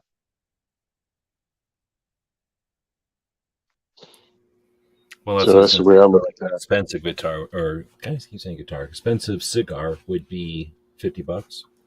Well, I mean, I'm sure there's thousand Yeah, dollar ones, but you go into a shop and you're like, oh, I want to celebrate or something. You're getting like a $50, $25 one. Like it's not two hundred yeah. dollars to get Like into it. I've had a $25 cigar. I had a $25 cigar, and again, this is I think I was too new to understand that $25 cigar, which was a Rocky Patel. It had the different color wrappers. It had a dark one and a light one. It looked really good. The thing burnt like dry leaves and smelled like a pile of dry leaves. I was not impressed at all. Actually, I ended up throwing it away about halfway through the stick because if you're not enjoying it, bail. Hmm. You know what I mean? So I If was you're going to not ask that enjoying the question cigar, earlier. How long does a cigar last when you're smoking it? An hour? I guess if it's depends on the cigar, depends on the burn. but they're Yeah, it way depends on longer the than a burn. cigarette. I mean, I must have smoked cigars in the past, but I never really paid attention. But I'm talking like 20 minutes to an hour, probably, right? Or they Oh, can put an yeah. I hour. mean, I've smaller cigars can last about 20 minutes. One's about the size of your pinky or maybe your index finger. Those are quick smokes. Some people smoke them during a lunch break. I don't do that. I try to make a cigar last an hour or more. Depends on the gauge, which is the circumference. They go by ring sizes, just like a ring on your finger. They go by ring sizes and length. Oh, really? Are they So literally the I've had same as ring sizes, or you're just saying they're like a ring size? Well, that they actually call it the ring size. I don't know if it's literally the same size because I've only purchased two rings in my life. I've Yeah, I only hear you. purchased That's why two I'm rings. asking. Yeah, I don't either. Okay. Um, but I think it's funny because I had to learn it. I got introduced by Kevin Dixon into it in 2020 while I was at staying with them in Show. He actually had his own cigars. Him and Argo J both had were such cigar smokers that they had their own brand cigar wrapped for them at their cigar spots. So Kevin had no other choice training cigar, and Argo J had his Black Ops cigar. So that was pretty cool that I get to start off with dudes of that into it. They had their own branded sticks. They still Well, make then I them. come home and I have no. They just had them made for themselves. So they found a particular blend they liked and just had them made. I'm not that into it. I like I'm good with what everybody else makes. Well, that's probably kind of But like then I going to came a home. pipe store. Like back in the day, I'm not sure they're still like this, I guess, where you'd go into a pipe store and they'd have all them jars, and then you could say, Hmm. 3 of this and 2 of that, and they'd mix them, and then you'd get that 3 to 1, 2 mix or whatever. It's probably like Yep, that, right? exactly the same. And then except they turn Yep. them into a cigar. I thought it was great. I mean, again, I'm not going to get that deeply into it. I forgot who said it, but yeah, it gets expensive. Well, And who do for somebody that smokes, you think is that happening like in Georgia or Florida or someplace, or is that happening like wherever the hell Havana or not Havana, I guess, but Puerto Rico or mm-mm. someplace wherever they're being made and shipped here as their box? I have no idea because I've been to weddings and things that had to do with rolling cigars, so I'm assuming you can get it done, locally. Wherever, you just have to import the Yeah, person, not the equipment, because it's just a person doing it at a table or whatever. yeah, as a person doing it at the table, so I'm figuring those people probably make a living or have a side hustle rolling cigars of certain tobaccos they get shipped in, and they can make them with the wrapper you choose and with the tobacco you choose. I am not that into it. I mean, truthfully, I'm the equivalent of somebody who gets into guns because I like something I saw on a video game, and I bought the Daniel Defense because I saw it in a video game, and I purchased this. It's like, oh, you want to build an AR? Oh, hell no. Oh, no, not at all. It's like, no, just buy it from the company already made, put the optic on it. I think that's where I'm at in this whole cigar adventure. But mainly it's about hanging out with folks. So it sounds like you were able to do that at Shot then, and then you've got Yep. training them coming up in a minute. So I imagine you'll be smoking there because Yeah, of so I got training training learn line is the coming up. whole evening thing. So I was gonna say the part that when we were chatting about it before, I kind of blew over this because you were talking about something else. Yeah. I didn't want to interrupt you, but with train and learn, KD kind of in what's the word? He like uh, makes it conducive to everybody hanging out in the evenings. It sounds like from what I've heard. What's it like in the Hmm. evenings at Ambassador Academy? Is it like 5 o'clock? Everybody's on their own till the next morning, or is it something different? Yeah, 5 o'clock, you're out. Um, Now, the reason I hung out with the people I hung out with is because it was a 30-minute ride back to the hotel. Ambassador Academy is not really a WAFT. It's not really a WAFT, WOFT, where our families train, is actually what that means. It's out in the country on, acreage out there. So pretty much it would have been a Uber first thing in the morning, but we were staying in hotels with each other. So we all just piled in and rode in and out. Since the hotels were closed, we'd go have dinner together and then everybody go to their own rooms. So it wasn't really encouraged to work together. Plus, we would we had to be there at 7. So we were rolling out about 6:15, 6:30 every morning. Yeah, So by the time everyone you was take exhausted showers by the and end of eat the and day. stuff, and you exactly just rest. It's not like big nighttime uh, Yeah. like social life. What's going on with my dog here? So at Train and Learn, we start in the morning, I think at like 9 o'clock, 8 or 9 o'clock in the morning. And then we finish up, but we'd still be there. Now, these were all in the country, and we'd have food prepared there and fellowship there and talk and hang out there. And again, you're encouraged to work together and collaborate because they have a lot of content providers and you have firearms trainers and everything else. So they encourage you to get content there at that time and make time for it. So again, same but different. Ambassador Academy is really more working on you being an ambassador, you being a brand spokesperson. Um, Kevin introduces you to that kind of thing. I just feel blessed to have been to them both and friends with these people because they're making a difference and they're trying to grow this army of pro freedom people.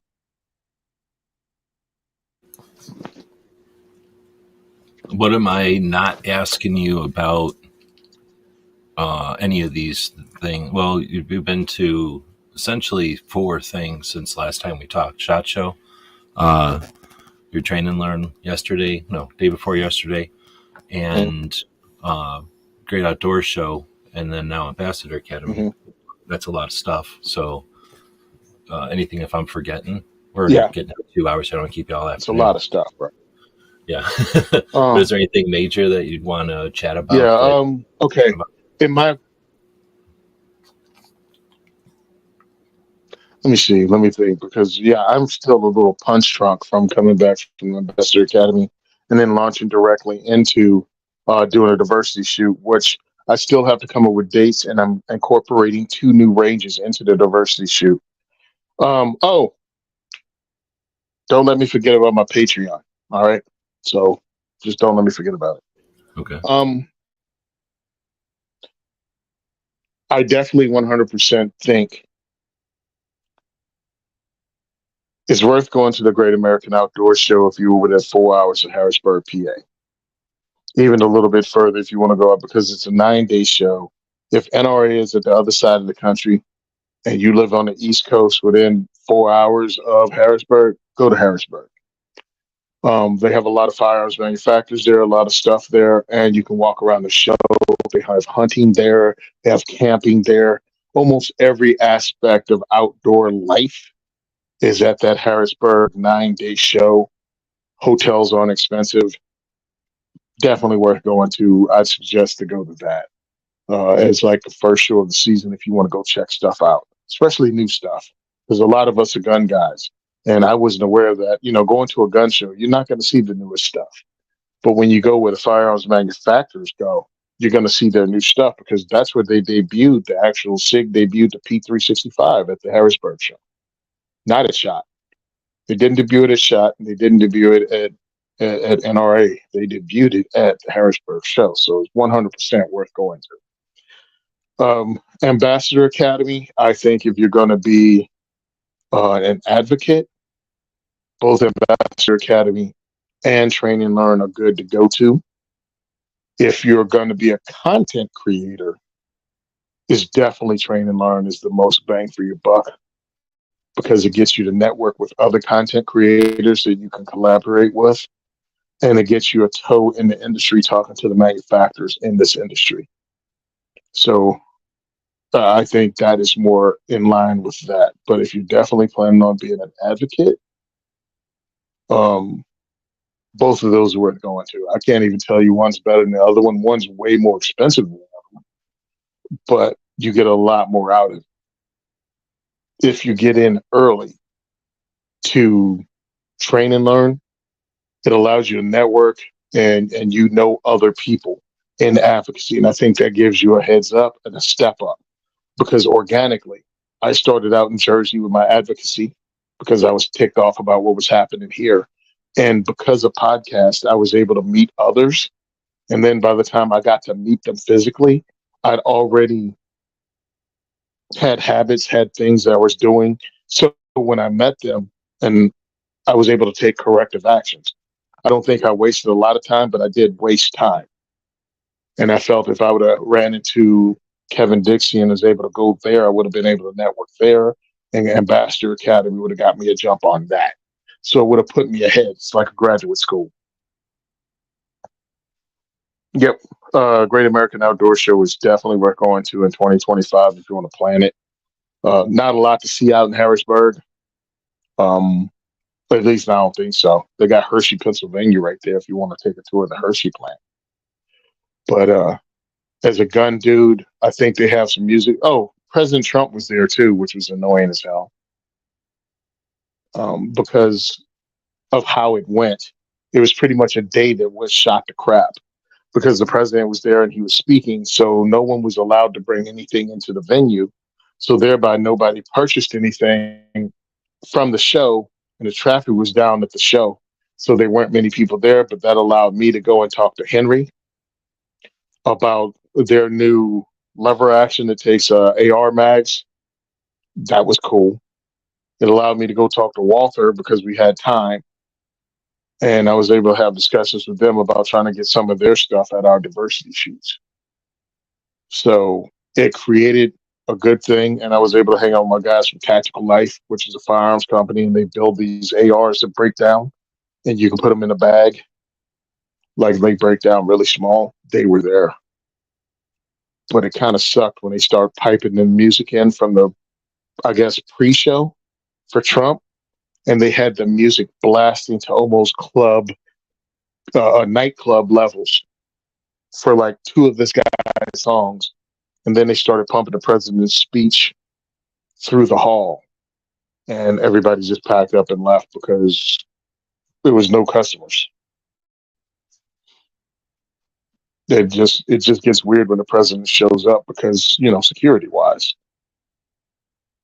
Yeah, it's a double-edged sword, I guess. Well, depending on, even if you leave the Trump part out of it, any president that shows up is a double-edged sword because it's interesting, neat for some people, but then there's also the people that aren't that political party or don't care, and then there's the lack of commerce because I've noticed or I've heard of similar situations where presidents have shown up for a parade or for whatever to do something, and they essentially shut down. They have to, I guess. They're so worried about it. Mm-hmm. Some issue. Yeah. And they're a national figure. It's understandable, but it sucks. But, yeah. But it's definitely that shadow. That shadow kills everything around it. Wow.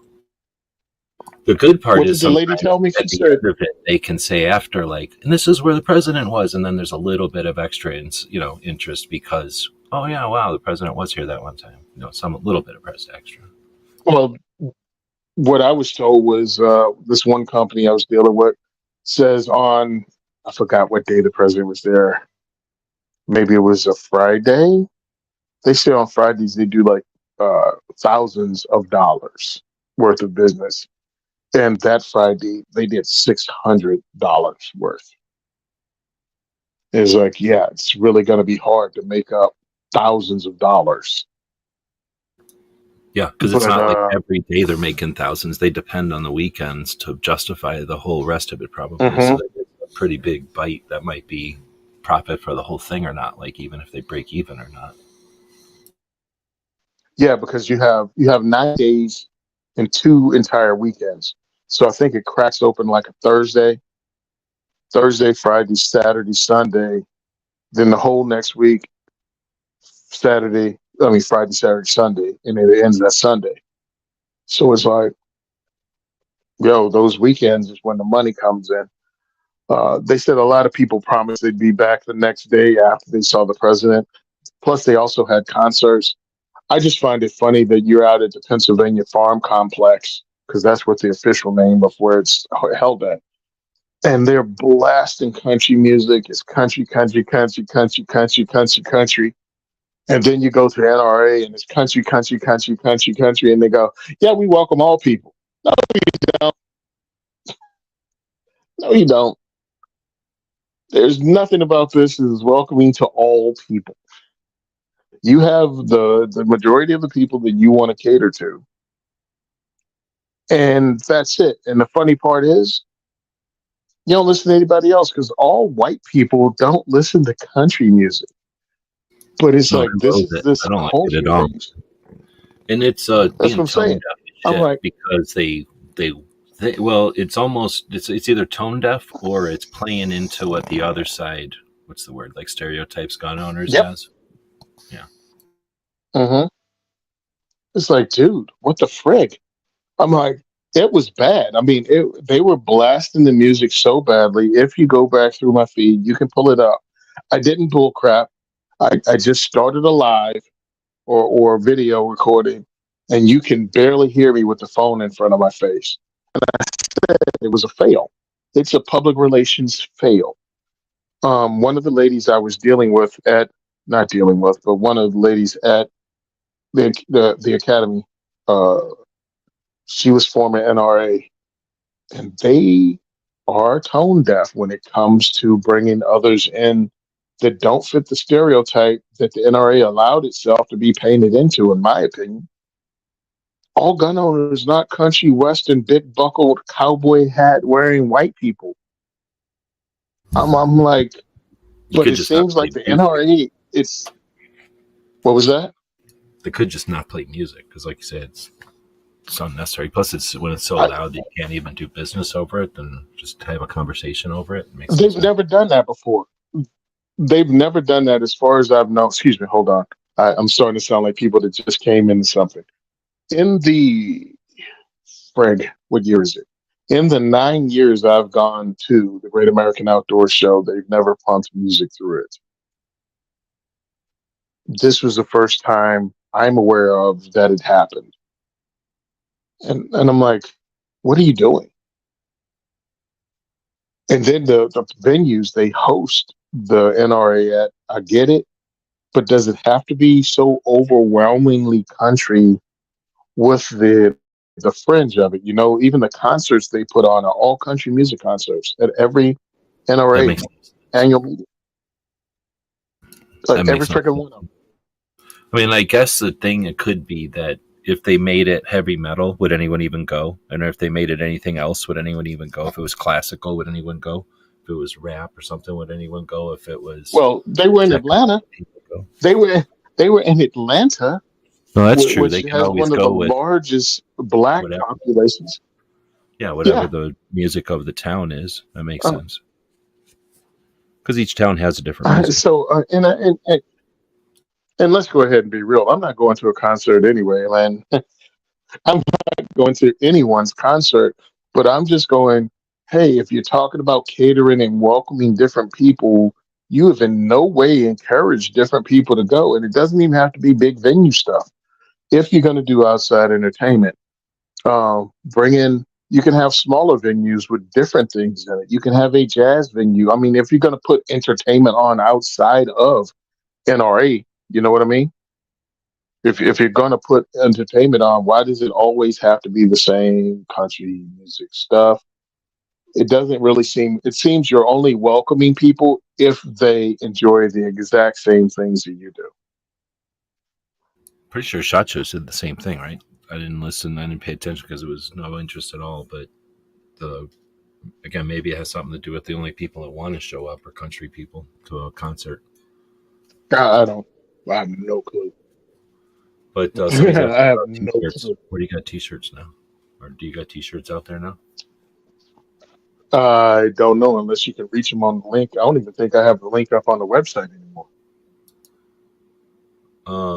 Have you chatted with Matt from Meet the Pressers? No, just saw Matt for like 5 seconds. He He's got came a by. He t-shirt thing dropped by going. the training. He's got a t-shirt thing going, so you guys need to chat and get Oh yeah. signs over on there. Yeah. I can't remember for All life right of me then. the name, but he's got a t-shirt situation going. Yeah, because I want to get in on that now, going into 2024. Once we getting everything set up, I think I'm just going to go throw it all out there. But I have to get a T-shirt company. That was one of the things I was actually discussing. Um,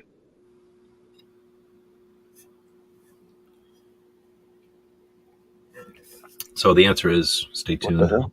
And Stay tuned. 100% stay tuned because I want to get T-shirts out, but I got to have them in big boy sizes. I can't make T-shirts and I can't even fit them. that's a good point. So And that's just yeah. Excluding too many people in 2024. It's 2 But hours people have already. gotten bigger, man. Yep. Exactly. And plus people like bigger stuff once in a while. Like I don't want to wear a shirt that is fitting me like that one they crammed on you, right? I want a shirt that's got room in it to move around or whatever. We're at 2 hours though, so I mean I kind of cutting you off because we kind of went off a tangent Mm-hmm. there at the outdoor show. If there was anything else you wanted to bring up though that I forgot. Outdoor Right. show worth going to. The trainings are worth going to if you're gonna actually take advantage of them. Um, taking a training class. Let's go into that real quick. Let's bounce out at the bottom of the hour if you want to. Yeah, okay. What I think is important. Scenario training. The scenario training is very important to get your mind to go to scenarios where you actually have to use your gun. Not what you think of, but what someone else thought of to put you in a situation where now you got to think. I think that's very important. Also, Self-Defense Gun Stories is one of the podcasts that I'm a co-host on. They have 6 rotating co-hosts on the podcast. This podcast is run by Rob Morse. It is 100% worth listening to. 4 different stories from the news, recent news about civilian armed self-defense. and we talk about what they did right and what they could have done better. It is 100% worth listening to break us out of whatever self-defense fantasy we have in our heads. This is straight from the newspapers. So it's different things, from a neighbor in a domestic dispute that can turn deadly, to someone kicking your door in, to just different things. Approaching the parking lot. All these things are different every week. It's worth listening to, because if you're in a self-defense mindset, or you carry a firearm for self-defense, this short 20-minute podcast is like a mental exercise that you can run through as a firearms owner. Everything from what you've done in that situation, to how do you store your gun, to do you carry your gun on you in your home. And it makes you, we say it during the show. Do you carry a gun on you when you're at home? Do you carry a gun when you go to get gas, or when you run to the store really quick? Because that's when these situations happen. And I really think it's important to us, because we know where we are right now. We're gun guys. I mean, everybody's listening to this, gun guy, gun girl. But do you have the scenario where I'm only going to the store so I don't need anything? Yep, exactly, CNT. Pants on, gun on. If you're going to carry it, carry it. I'm encouraging you to do that. I'm encouraging you to listen to shows like this and get good training. A lot of us think I don't need any training because I was in the military. My granddad taught me to shoot. When you go to a good training instructor, firearms training instructor, they're going to figure out what you don't know, because you don't know what you don't know if you've never been to a class.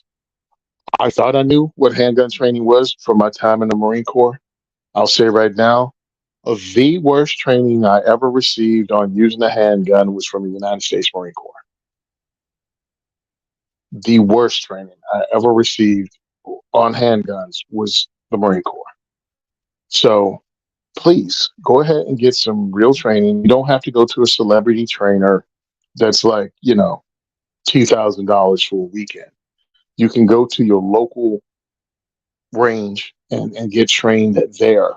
Look around, get some basics, and then take a more advanced class and practice. Get some dummy rounds and practice drawing your gun, and practice getting that first shot off and on target. Like, do cold starts at your local range if you can. Only the first round counts.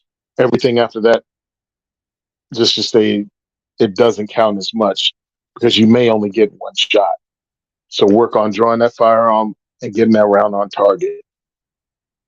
Because sometimes we like to lie to ourselves about how effective and how good we are.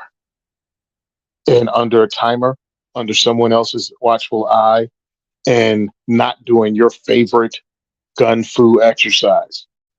You know what I mean? Like, not something you're good at, but what they selected. All of a sudden you realize, I'm not as good as I thought I was. I need to work on this. It can only save your life. So that's what I want to stress. And also, my Patreon is back up. Figured out what was wrong with it. So if you guys want to donate to me, please do. My link is on diversityshoots.com. That gives me a monthly thing. I'm going to have more drawings. I'm going to have more prizes. I'm going to put together more stuff to make it worthwhile. Actually follow me on my Patreon. I'm setting up a schedule where I'm giving Patreon subscribers. It's just really annoying, because I like to come on the show and just talk to regular people, and to somehow have something special for patrons just seems a little bit narcissistic, but it will help raise money, so I'm not going into the Ambassador Academy or flying out to somewhere dead ass broke. I mean, because that's one of the issues that I'm having, is I have to buy food for the next event. I have to do things for the next event, and we still have to go on continuing education, continue networking, continue advocating, and it all costs money. I was supposed to be in Arizona last weekend, speaking at that event, because my plan But they was to don't pay combine people that with my out first here, event. so that means it's on you to pay for them to come out here. Yeah, I got to pay to come out there. So what I was trying to do was hook up with people out in AAZ. So I had a couple of diversity shoots, and then I spoke. I was trying to fill up the Well, whole weekend with we something can to chat a bit. fundraise for us.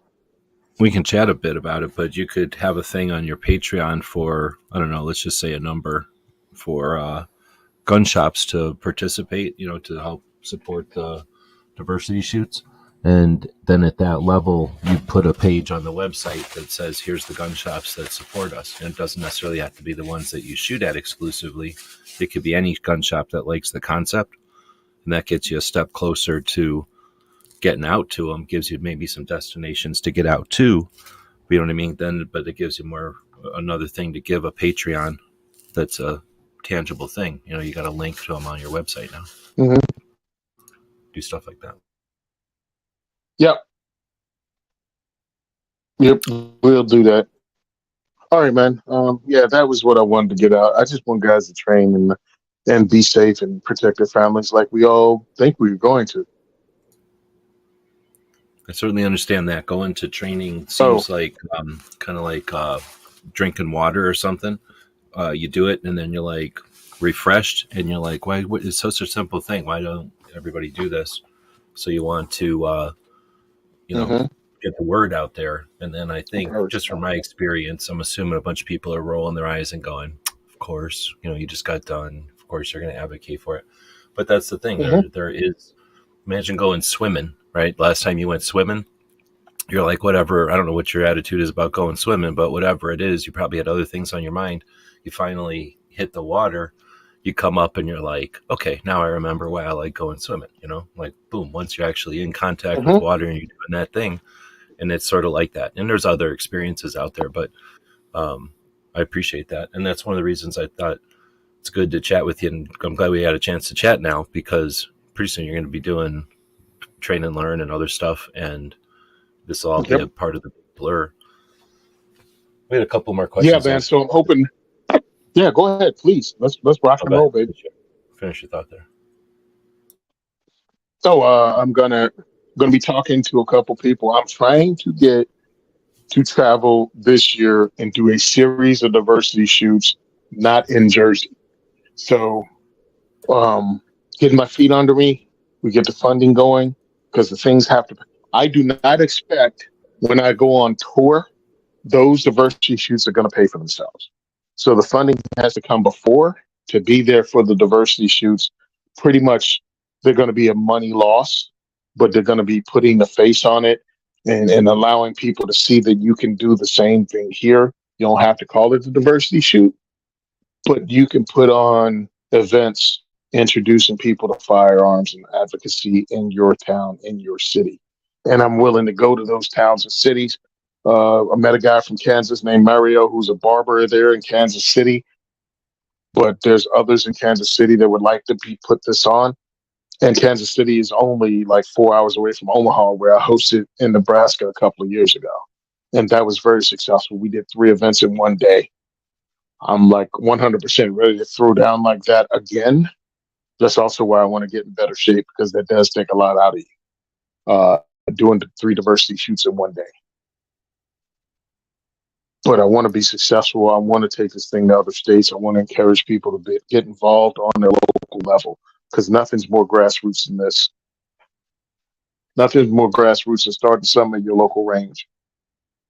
Yeah, just because the What range was can be the? sitting there twiddling their thumbs going, how do we get more business? Like, what do we do to get more business? And Mm-hmm. then somebody comes along and goes, hey, here's a recipe. Have a welcome, welcome to our culture. Welcome to our community. Um, here's how you go to a gun shop. Here's how you use a gun. Here's how you hang out with other shooters. And here's, the path. Here you go. So yeah, that's Yep. really cool concept to franchise. I love it. Yep. And I got to figure out how to franchise it if you want to just be under my banner. This is funny. What was the best innovation you saw at SHOT Show, and why is it the mag-fed lever gun? I thought it was a Yeah, great concept. microphones. I think it's a great concept. I'm going to ask for one. They still aren't in the wild yet. but I'm definitely going to ask for one because of where I live. You're talking They make them at 300 blackout from Henry. I'm sorry. Yes, Henry makes it. I think it's called a Henry Supreme or Henry Superior. I forget which one it is, but 100% awesome suppressed 300 blackout. I worked it, and the hammer falling was louder than the gun going off. You can hear it in my videos. If you go to SimonSaysTrain on YouTube and watch the video, you can actually hear me shoot the thing and hear the steel ring because I made sure I shot at 50, I think it was 25, 50, and 100 and something yards.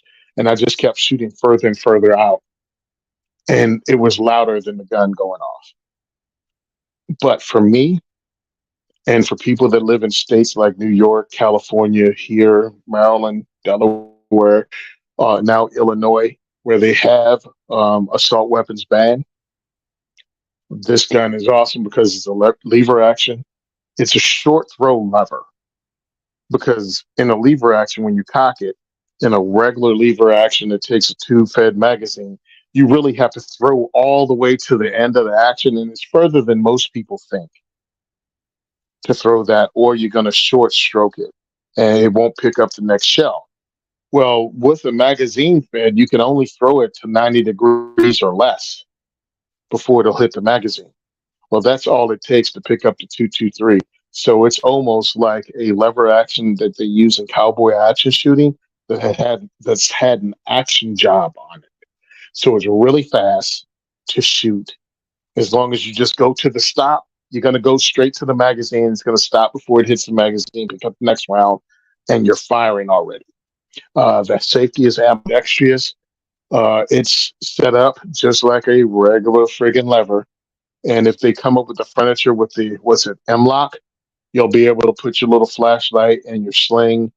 And with some practice, you'll be able to run your lever gun very fast. Not as fast as semi-automatic, obviously, but you won't be at such a disadvantage that your state puts you in by pretty much banning a regular AR. Also, Foxtrot Mike has something called the Ranch Rifle, and that's worth looking up. And it is their own lower with an AR-15 upper. You can smack an AR-15 upper on their lower, and their lower has a Monte Carlo stock. So pretty much it's like a Mini 14, a Ruger Mini 14, except more dependable and less expensive than a Mini 14 if you buy the whole entire thing from Foxtrot Mike. If not, you can just purchase the lower and use your regular AR upper. So hopefully I'll be getting sent one of those soon. He just asked me for my FFL information while I was down at Ambassador Academy. So hopefully I'll be getting one of those in. I checked it out at SHOT Show. We actually talked about it and discussed it beforehand. These guns are kind of like ban-proof right now. And the reason being, we could take L's locally, we can take losses locally, and all of a sudden our firearms are against the law. Ain't like I'm turning them in or anything, but I still have to be able to protect myself in the interim until they lose the Supreme Court case and they throw out all these assault weapons bans. I still like to be able to protect me and mine. So if it's a lever action magazine fed modern rifle, cool.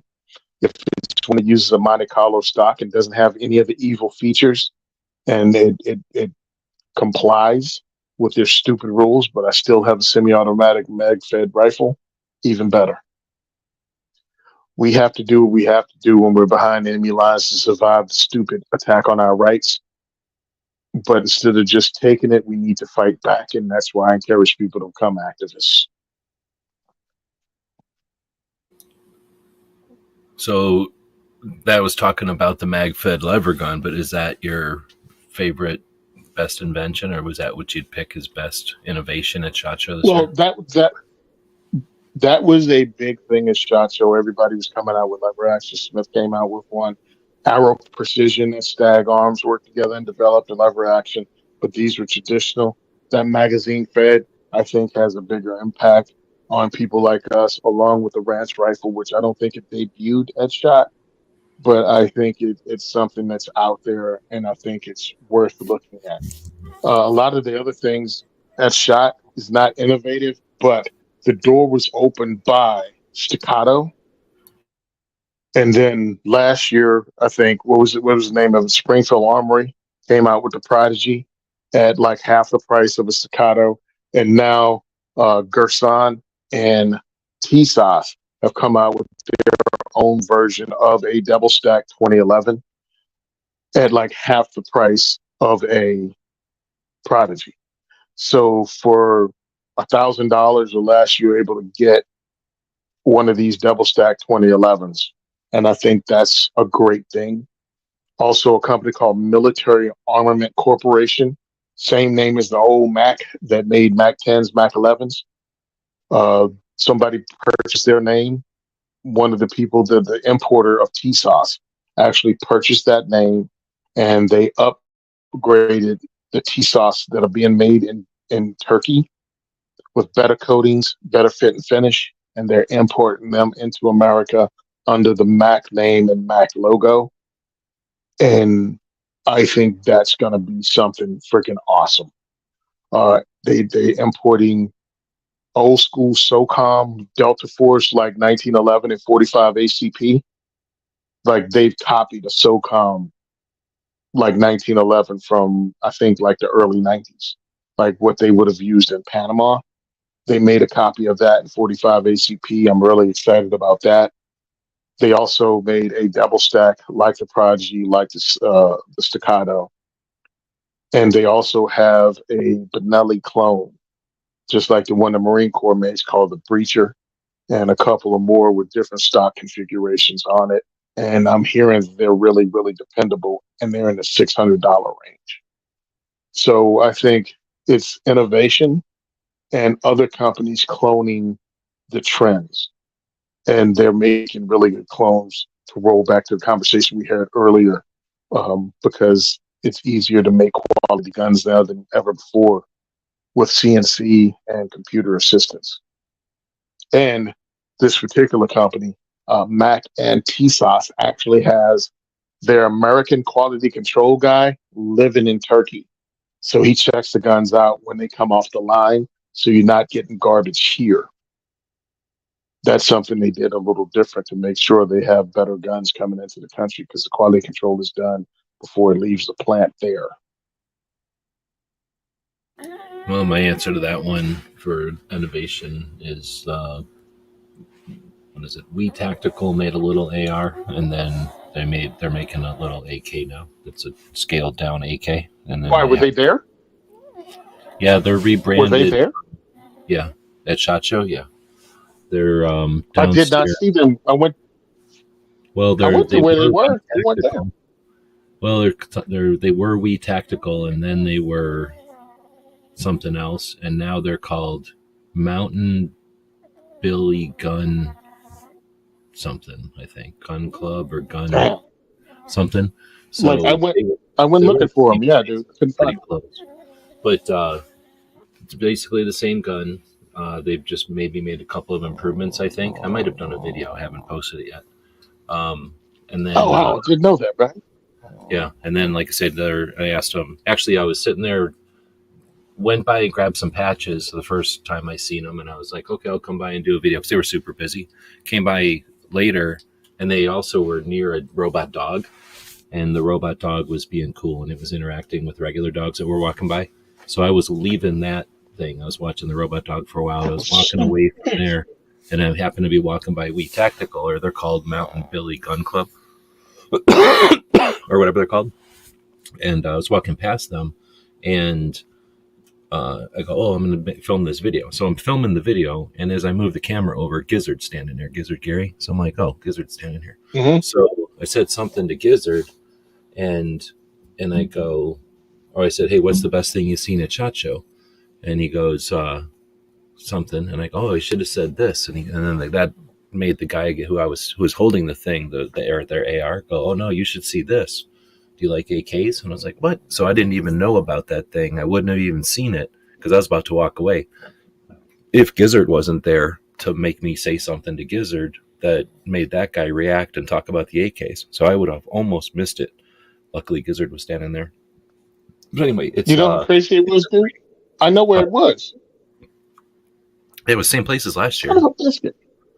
No, I went past there. They had some lady singing there with a microphone and a guitar. Oh, well, it was near it then, and maybe it was a row down or something, but it was in Yeah, the you same said it was part over by the there. robot. You said it was by the robot dog. The robot dog was over by Timber Creek in the corner. Okay, so you remember where that That, little robot dog was playing around? Yeah, and it was like kitty corner from there. yeah, biscuit. I hate when But that they were happens. I was right there. I got video of the and looked dog. different. They look different. You know, they had different colors. It's like a brown and different color now. Yeah, But I got that except for patch they're right here, getting- actually. They're getting bullied all the time. Mountain. Yep, Mountain. What do you call? Mountain Billy. It's the patch is tan and it's kind of small, and it's a billy goat Mountain. skeleton standing in front of a silhouette, and he's standing on a rock, and then the rock says Mountain Billy. I forget if it says Gun Club or what. I don't have the patch in front of me. Oh, I'm pissed at that, bro, because I wanted. I mean, I went to see them from the first year, and then they got bullied by the governor and by Schumer. Yep. And I stood up for him, and I actually had a reporter trying to get in contact with me because she wanted to interview me about it, because I think they're innovative and they're getting pooped on. Yep. Someone's The trying to little kill their business. JR15. Well, that's what it was. Did they rebrand to JR15? And I think that might have been their. Mhm. They went from We Tactical to JR15, and now they went to this because they're going to do more than the AR-15 now. Mm-hmm. So it's a 22 Yeah, they caliber told me about. little magazine that's kind of scaled down. It looks like an AK-74 mag, but it's a scaled down thing that holds 22 mags or 22 long rifles, and 10 of them or something. And then, but it fits into this little AK that they're scaling down. It's freaking amazing. It's like a cricket, All right, but here we an AK. Mountain Billy Goat Lab. There it is. Yep, Mountain Billy Goat Lab. I feel like such a doofus because I was so close, man. I was so close. I videoed the freaking dog. I was sitting on my my scooter at what do you call it, at Timber Creek, and all of a sudden I see this dog dancing. I'm like, whoa, this is cool. Yep, and it Oh, was really freaking like, fat. he really knew how to run that dog too. Like he was making it do all this. What do you call them? Little things that a dog would do. I don't know what to call that. Mannerisms or whatever that a dog would do. He was really good. Yep. Dude, that So really, I mean, and it really sucks that I walked away from that dog politicians are at working. one point, and I was going somewhere, and I'm walking away from that dog, and then I see this giant. What are they called?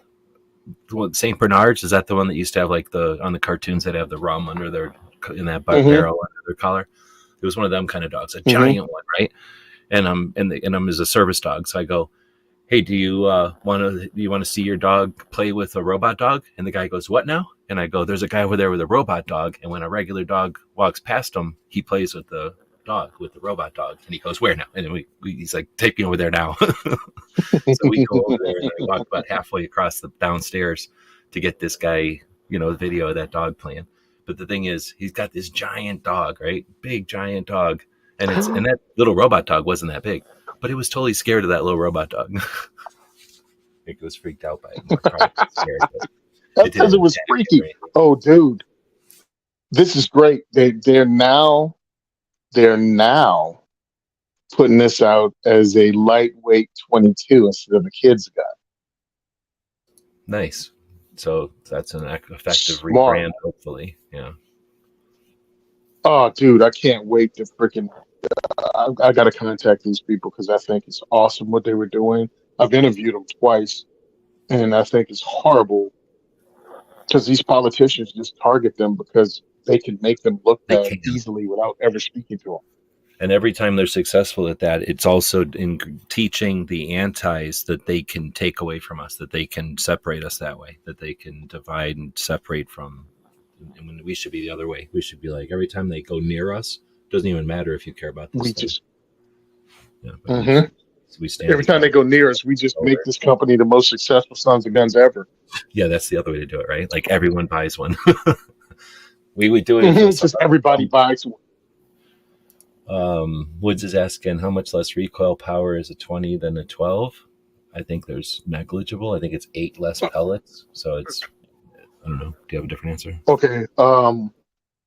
It's 60% less recoil and 40% less payload. That's what I got from not Maj, Mas Ayub.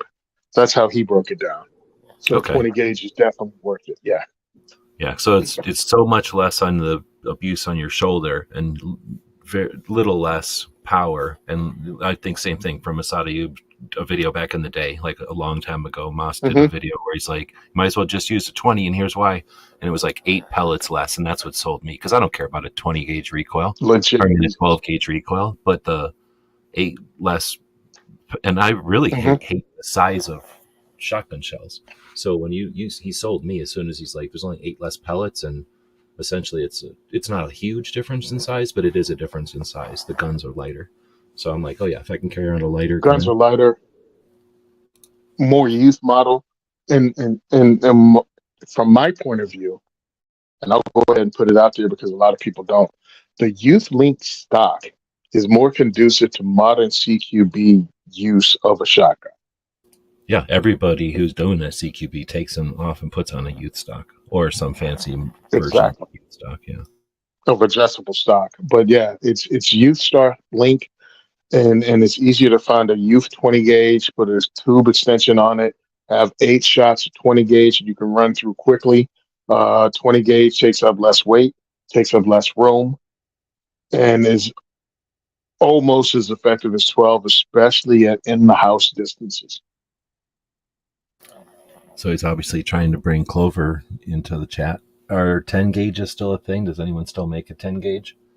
I think I tried typing that out there, and I got a lot of debate, but I didn't get any kind of definitive, here's what you use 10 gauge for.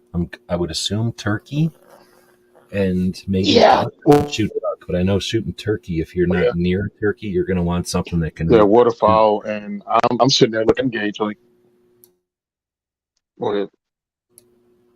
No, I'm done. I was just saying turkey. It's just over expensive. That's the other thing, yeah. It's in my opinion, rare, right?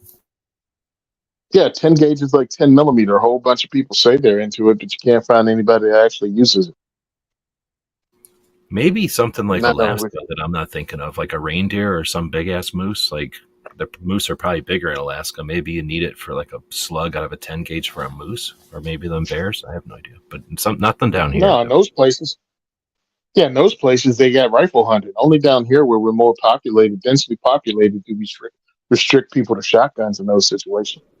Well, I'm thinking like in Alaska, maybe you take a 10 gauge out with a bunch of slugs and a bunch of whatever, copper plated something. Now you can shoot whatever your giant goose and your giant duck and your giant moose all at the same time, right? And then also defend against a bear. I mean, that's where I'm thinking maybe that's an application for it, but maybe I'm imagining. I have no idea how many times people get attacked by moose and stuff in Alaska, if that's just I know moose are dangerous, are very, very dangerous, a hell of a lot bigger than you think they are. So, yeah, and the thing is, you see every once in a while like a bunch of mooses hanging out doing their thing, but what you see is the moose attacking somebody, but you don't see the like, hey moose, look at them dumb moose, look at kicking them in the nuts or whatever they're doing to the moose, and then he gets attacked, and that's what you see.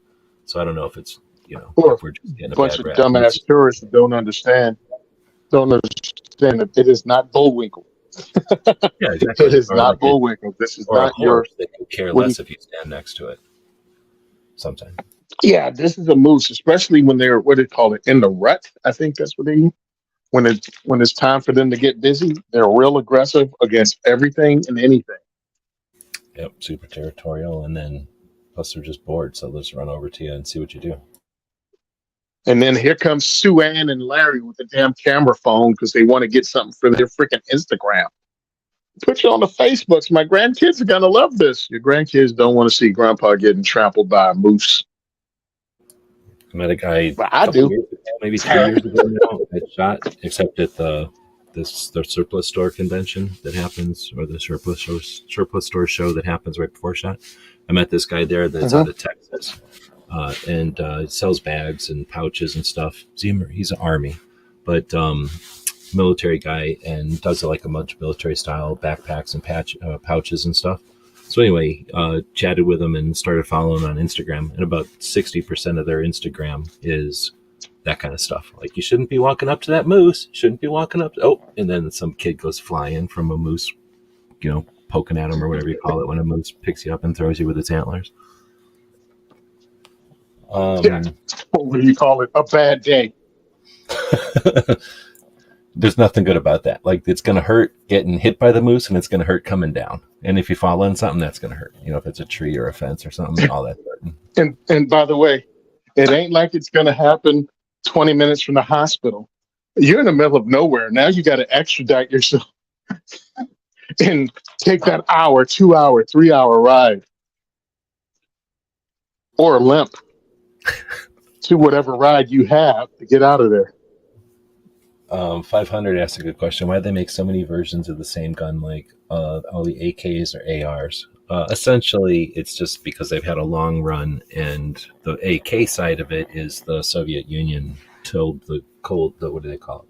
The Russia told the rest of the Soviet Union, all the other countries that it owned, this is what you're going to make. And they said, you got to do this parameter, but you can do what you want, essentially. And they all kind of made their own versions of it. Some of them resisted and did something outside the realm, and most of them tried to follow the rules. So, and then a couple of countries took it and ran with it and just decided, I'm going to take it because what are the communists going to do about it? And the AR side, it's sort of, we started using them and all the other countries were like, it's kind of a good idea. And they just followed suit. I don't think we forced anybody to, other than we said stuff like, well, if you use our guns, we'll just give them to you. You know, we probably said that a lot. Yeah.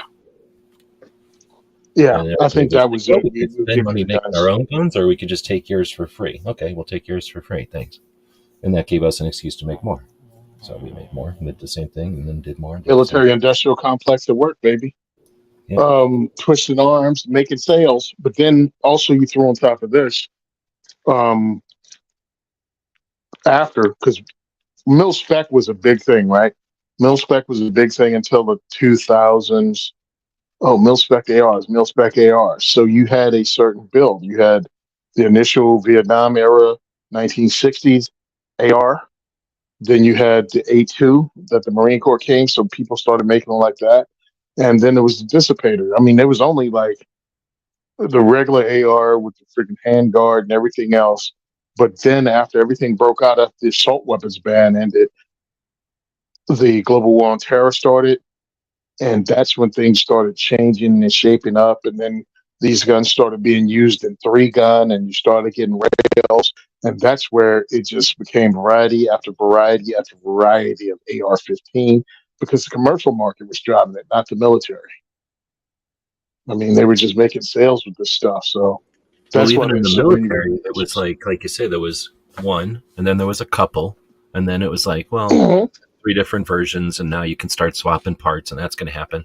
But then you get even past forward to where you were talking about, and you've got what do you call it? Like room entry SWAT stuff, you know, like close quarter CQB is going to want a different gun than a sniper, who is going to want a different rifle and caliber AR than I'm trying to think of something else, like maybe an MP. Then everybody's going to want something different, parade gun. And then there's the guns that you're going to use at training. Then there's going to be the guns you put an M203 underneath. Then there's going to be the guns that, I don't know, somebody else probably wants something small for like forward observers or crew chiefs or somebody, right? You know, there's once you can make them on, starts, yeah, exactly, right. So I think that's, even in the military, you start, there was a time when you could say there was this many ARs, I could almost keep up with them. And if even without even the commercial side, just on the military side, you could almost keep up with them until about when we were in the 90s. And then it was like, oh, wait a minute, we can ask for these, or more like somebody asked for them and then they dissipated down. Somebody asked for them and they dissipated down. There was a lot of like, hey, this is a good idea. Oh, wait, no, it's not a good idea. You can have it. Well, you guys probably got a lot of them, that kind of stuff. Oh, we thought this was a great idea. Now the Marines can have it. Like Marine Corps, that was it. Marine Corps came up with the A2 in the early 80s.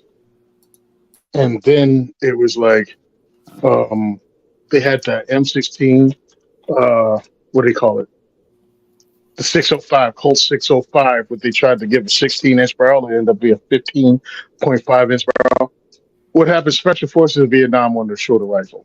And that's what it really started the Max Sog teams and all those guys wanted to throw the rifle, and they were trying to figure out how to cut the M16 down, and that was the process. Yeah, So they just by the started time the doing it. Delta, Yeah. yeah, Delta got it and started making it. Um, One of the coolest books out there, one of the cooler books out there, which you can't find because whatever, was that Vickers Guide on the M16, because they just marched through it with every minutia, photos, explanation about how we got to where we are today. And I thought that was pretty interesting because you went through so many iterations. Because, like you said, they started specializing in AR. It went from being a 20-inch general issue rifle to, hey, these guys needed, we needed with 10.5-inch barrel, we needed with 11-inch barrel, we need a 14.5. We want to use it as a SAS rifle with a 20-inch barrel for a designated marksmanship rifle. Uh, all that stuff started coming in. And as long as you took the same magazines and most of the same parts and same trigger, they were cool with it. So that's why we have so many different variations of M16 AR. And then the AK is exactly what you said. Warsaw Pack got it. It was like, hey, as long as it takes this AK magazine, we're all good. Except the Czechs were like, yeah, watch this. This VZ58. We're going to do our own thing, dude. We're But going to everybody do else, at least, exactly what you say and nothing else. Only yes, the we're part. going to do exactly. Was it comply with delay, and they just complied with resistance. But I think it's really cool from a collector standpoint because it gives you a lot of stuff to get. And then even now, as a cloner, if you want to clone different U.S. military AR-15s and you live in a freer state, it's something cool to do. You can clone it almost exactly as what the U.S. military has, or you can clone it kind of in thought. Like, this is the purpose of this, to be like this gun was, but more modernized, because that's one of the things I'm doing.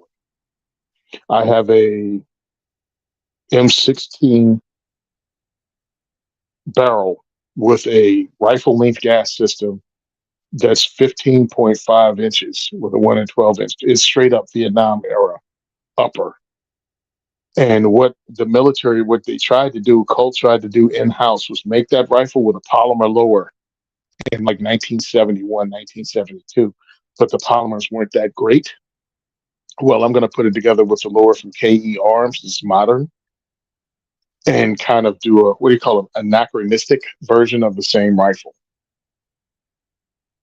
that has that pencil barrel, rifle length gas system, 16-inch barrel, lightweight as possible, fun gun. Or I may just do it and leave it with the Vietnam era uh, triangle. What do you call it? Triangle handguards, because I got that too.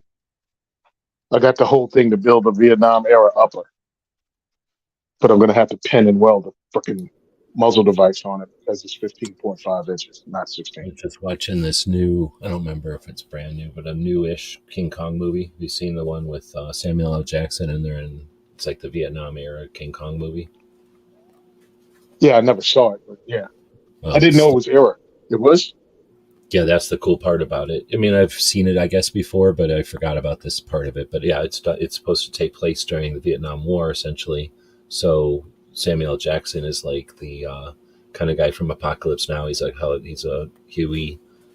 He's comfortable in the Huey, but he's some sort of special operations team that is sent with the scientist guy to go look for King Kong. But the movie, their guns are the Vietnam era M16s. So it's kind of oh, nice. We're talking about the same thing. I've been watching like fiction. They're shooting at dragons or whatever the bad guy is for the King Kong movie in this thing. It's kind of like his dragon looking thing. But they're shooting all these old M16s, so it's pretty cool. It's kind of fake because they just work perfectly and they're all brand new looking, but they're probably CGI. I don't even know if they're holding real guns nowadays in movies. Can you imagine trying to, because it's always weird when you make a King Kong movie, how big King Kong is, because it changes. Yeah, But in the movie, it seems like it, yeah. yeah, it's like, okay, how big is this monstrosity, and what made you think that gun would be the thing you want to use on it? Well, no, in the movie they're not. But yeah, they're not shooting King Kong with an M16, but it's like these dragon things, or maybe the size of bigger than a horse, but like an elephant size. So they're shooting those kind of things at it, or with it. And then there's other things like giant bugs. So they're just shooting it, but not at King Kong necessarily. The Okay. movie's kind of weird. King Kong's kind of the good guy. They have to discover it, not to spoil it for anybody, but King Kong's on our side. He fights Godzilla in this series of movies, but in this one, they're discovering King Kong on the island, and the bad guys are really these lizard things that look kind of like dragons. Oh, really? Yeah, Yeah, a I've little bit. never, I've King never, Kong bad guy in this one. I've never watched those movies. Oh, I got to hang out with, what is it, the Asian America Pacific Gun Club or something like that. Okay, the AAA, You know them from out? Yeah. Asian Pacific So I got, Islanders Gun Club. yeah, yeah. So I got to hang out with their president. He was in my group too. When we got back together, This that is an was Ambassador awesome. Academy. At the Ambassador Academy, I was scrolling through, just saw the pictures where I made him laugh.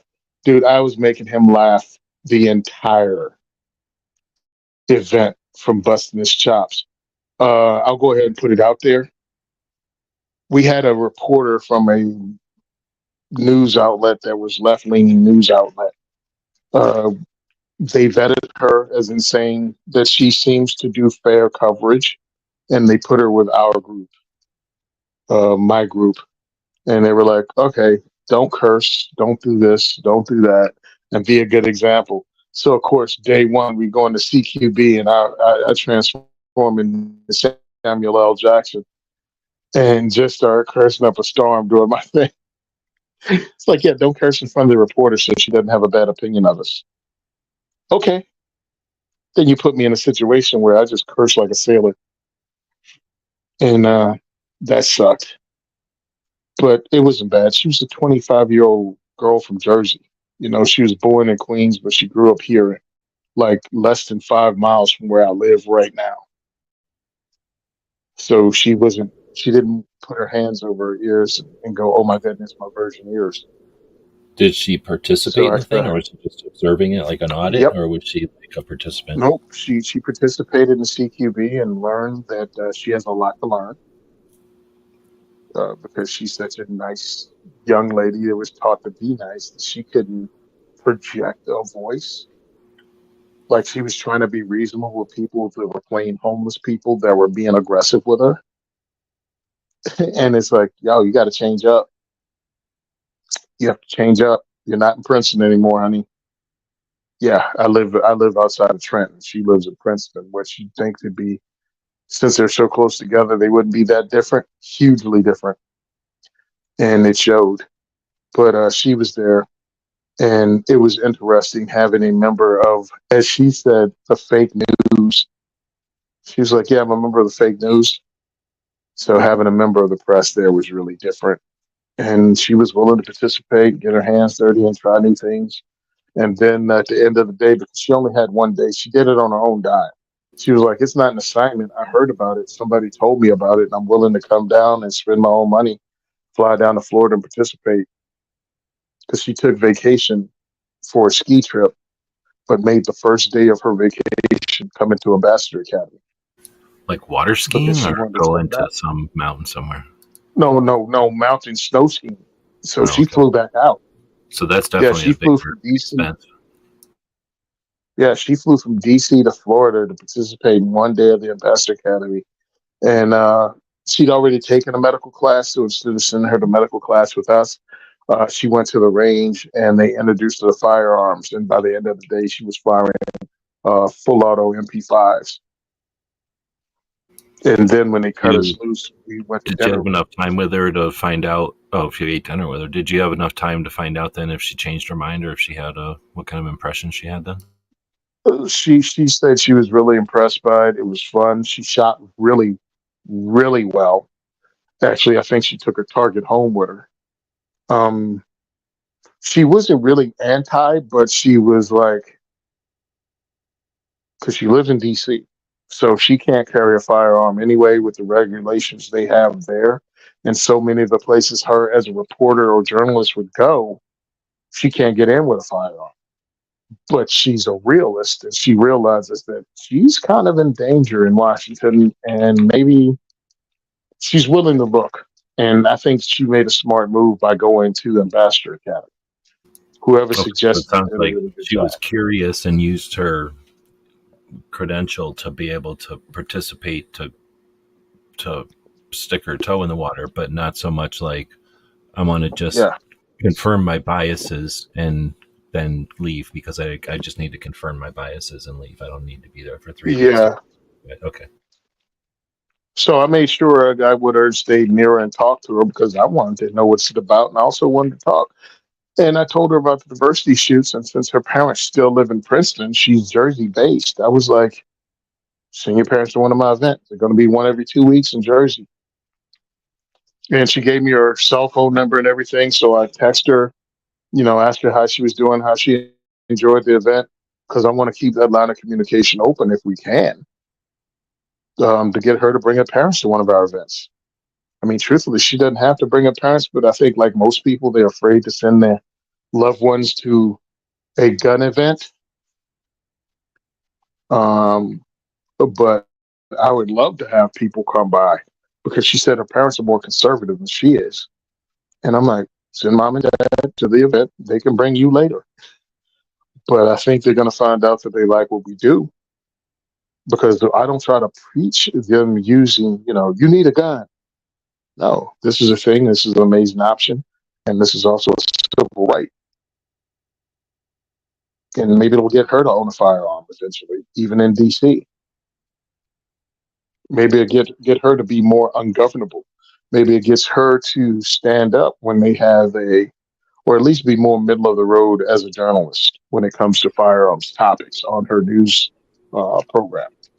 Well, that's the thing. I suspect that people that are open-minded enough to actually pay attention to both sides would get upset when they're told XYZ and then they experience it and they find out the reality is, ABC, completely different.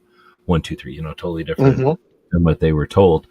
They're going to be upset and they're going to want to, I don't want to say spread the word, but at least let others know, like, hey, you don't have to listen to this one point of view. In fact, this is probably the wrong point of view.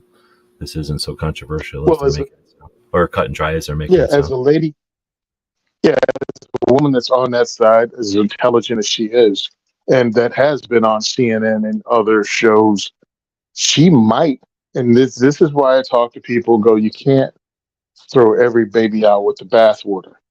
She will get in the rooms that we won't be able to. And she may be that voice of reason or that middle of the road voice. Remember, this is not her whole world. She ain't a gun person, but she might be a rights person or just might be a truth person and go, what they're saying is not true. And this is why. Because those are the people who are also assets. One, it gets her as a human being to be able to protect herself. Let's never forget that part. But the other is because of her job, she gets in those rooms and can tell the truth. Or at least call out the lies. I'm assuming this is a picture of her on your Instagram. It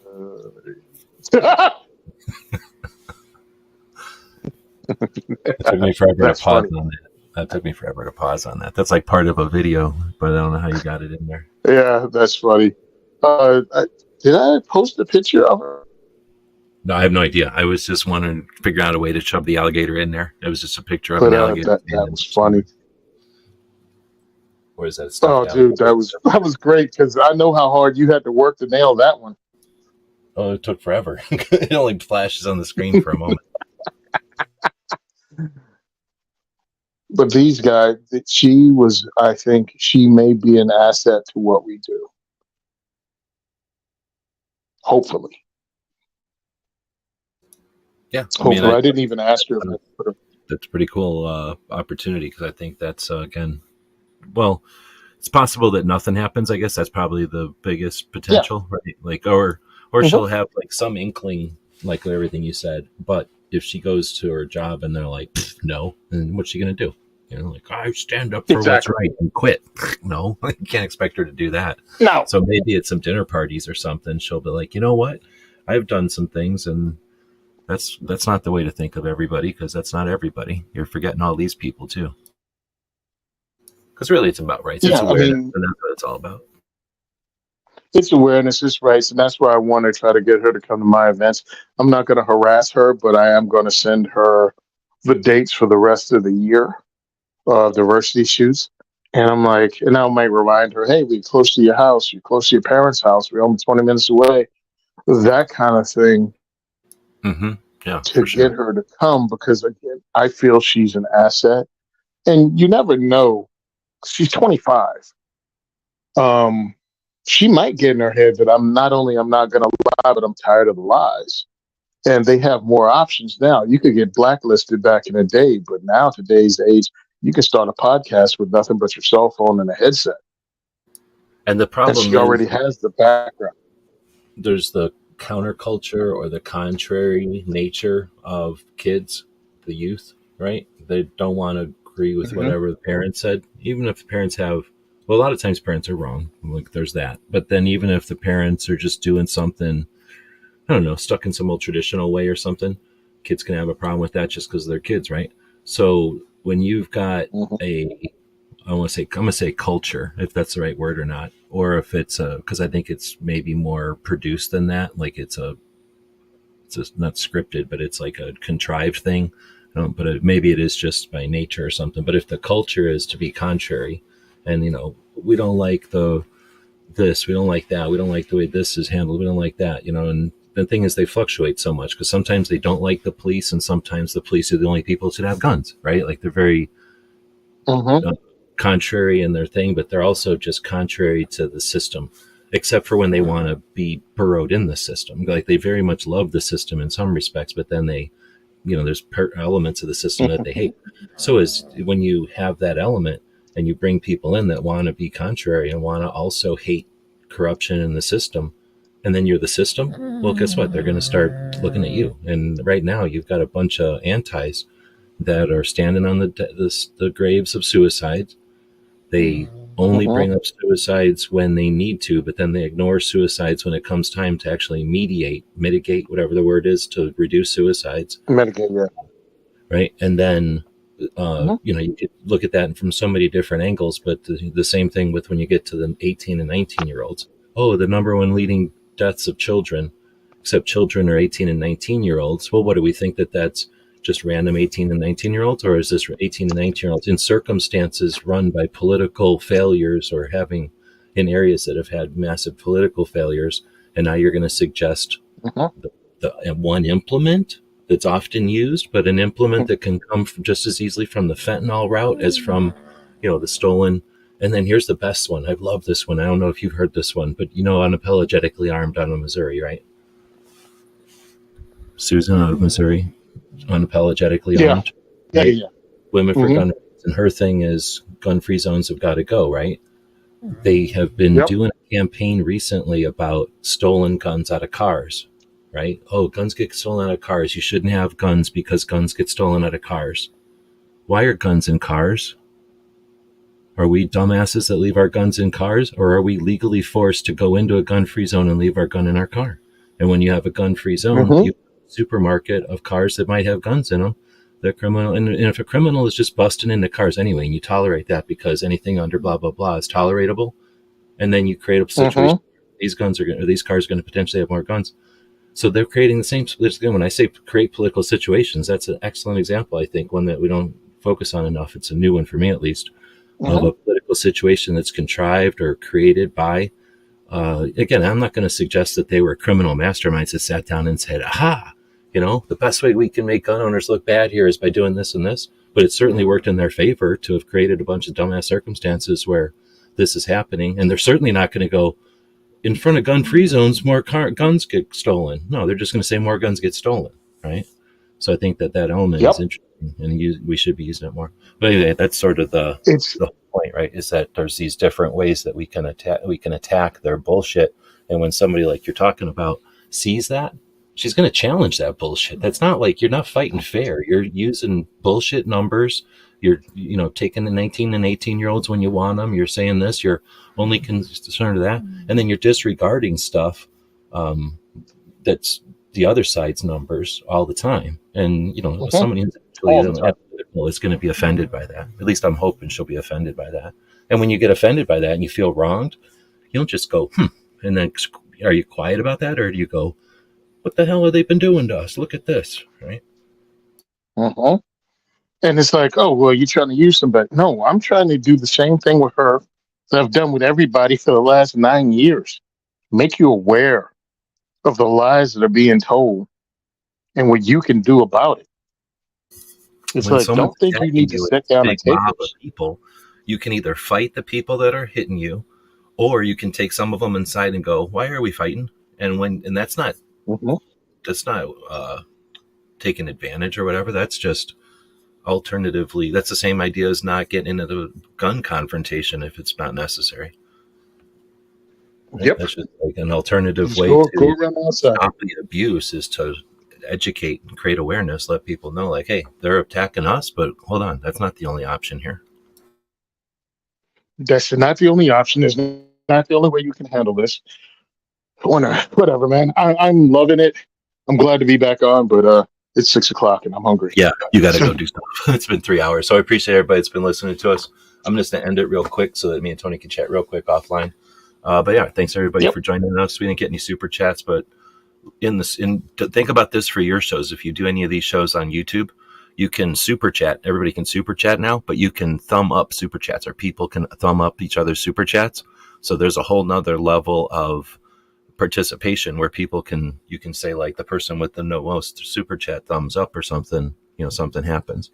So if you're doing any of these things on YouTube and other channels and stuff, there's a new element there.